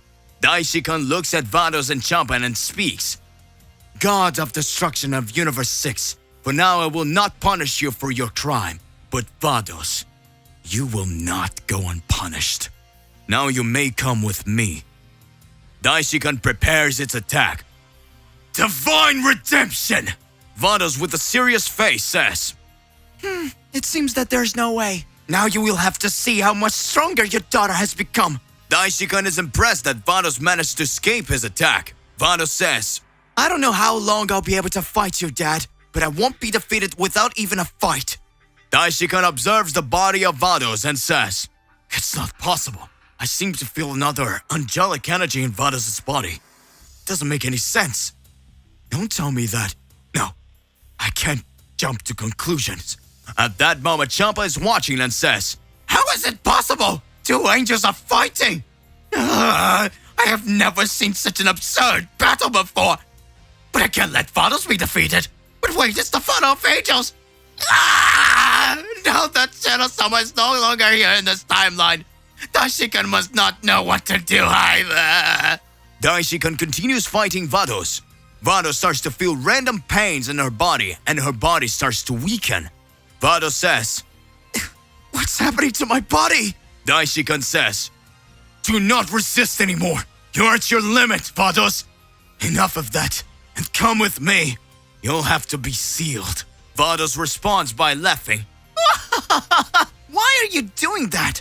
Sano-sama is not even here with us anymore. He's in another timeline now. This timeline is devastated because we angels always obey the ideas of a child who actually doesn't even know what he's doing. Daishikan is quiet. At that moment, Vados continues to say, I knew it. You don't agree with him either. Daishikan, who was quiet again, says its attack. Shut up, Vados! Divine redemption! Frightened, Vados was going to receive his attack. A great light appears and a voice appears. Vados, I knew that the father of angel was strong, but I never imagined that he would be that powerful. What an incredible force was that? Champa speaks. What? Son Goku survived the Daishikan's attack? Goku says, No time for stalling. Kamehame! Ah! Daishikan quickly dodges and says, What attack was that? If it hit me, it would have done a lot of damage. At that moment, Goku appears in front of Daishikan and speaks. I'm sorry to keep you waiting, but now it's time for the second round. Daishikan smiles. Goku and Daishikan begin to exchange several punches. Large cracks and rifts in time begin to be created. Vados watched the fight and saw that everything that she didn't want to happen was happening. Vados on her thought says, Why, Dad? Why are you fighting Goku? Why is Goku fighting? Damn it! Champa found the appearance of Vados strange. Champa says, What's going on, Vados? She doesn't seem well. She barely managed to show her powers against the High Priest and now her features are totally different. The entire planet Champa begins to shake and Vados rages. A great light appears in her belly and Vados screams in pain. Champa says, Vados! Daishikan and Goku stop the fight. Daishikan says, so it was true. Goku says, what are you talking about, Daishikan? Daishikan then says, it's your fault! Vados is pregnant and about to have a baby! Goku and Champa says, What? Goku says, I'm going to be a father. Champa says, Vados! You're gonna have a baby! Vados was dying of pain and Daishikan changes his futures. Goku deactivates his transformation and Daishikan deactivates his powers and goes to Vados. Daishikan says, looks like it's about to be born. Goku says, but how so? Her belly isn't even big. It hasn't even been that long. Champa responds, Be quiet, you two! This happened because you stayed in the room of the gods and angels, and the process of birthing an angel is totally different! You still managed to become half an angel by activating Ultra Instinct in the room of the gods and angels! Vados was still in pain and Daishikan says, it's no use. It will be now. Celestial creation! Goku and Champa are watching and a great light appears. At that moment, a child appears in Vados' arms. Daishikan, not really understanding things, starts talking. So now besides Goku and Vados, now I'm the criminal. But this child's energy is fantastic. It's like the emanate Saiyan power alongside the power of an angel. And that's it. Daishikan says, you three will now come with me. Goku makes a serious face and Champa decides to act. Champa, Vados, and Goku team up to go against Daishikan. At that moment, a great shudder begins to arise. Goku says, do you really want to fight, Great Priest? Daishikan undoes the attack pose and says, now there's no more need. It's too late. Vados says, what are you talking about? Daishikan responds, just as the Oracle Fish spoke, that the birth of a heavenly child would bring about the destruction of all timelines. That child is your son, Son Goku. I thought I would take here on time. The idea would be for me to destroy you. I didn't have the courage. I thought about sealing it, but you resisted, and Goku helped you. But still, I did not understand how this child could do something. Now that's explained. It is the key to release the portals of the universe created by Zeno-sama. The universe that were previously destroyed by Zeno-sama, since it no longer exists in this timeline due to the angelic power that Goku awakened, and now from his son, brought the enemies of the past back. Goku says, what are you talking about? Who is it you're talking about? Daishikan speaks, the mother of all angels, Zakai. Probably without Zeno-sama, it's practically impossible for us to win, and they will go after your child. Goku starts laughing and says, Great Priest, leave it to us. I will grow stronger and stronger and end this threat. Happy Vados says, a mortal who managed to become an angel, defied a god of destruction, and even went against my father's orders. Surely I made the right choice by being at Son Goku's side. Wait, Son Goku, what will be the name of our child? Goku looks at the child and says, wow, he looks like me. Wow, only he has these spiky white hairs. I know. I'll call him Gon. Many twists and turns happened within the timeline of Goku and Vados. Everyone knew a threat was about to emerge. Parallel universe, the voice of the Mother of Angel arises. Finally, I am free! To be continued. So hey, my partner, what do you imagine and what do you believe about all this? Regardless of what it is more than important that you already expose it here in your comments so that we can enter into that crazy debate. Do not forget to click the like button, subscribe, and hit the bell so you don't miss any videos in this channel. And that's it for today. I'll see you in the next one. Goodbye.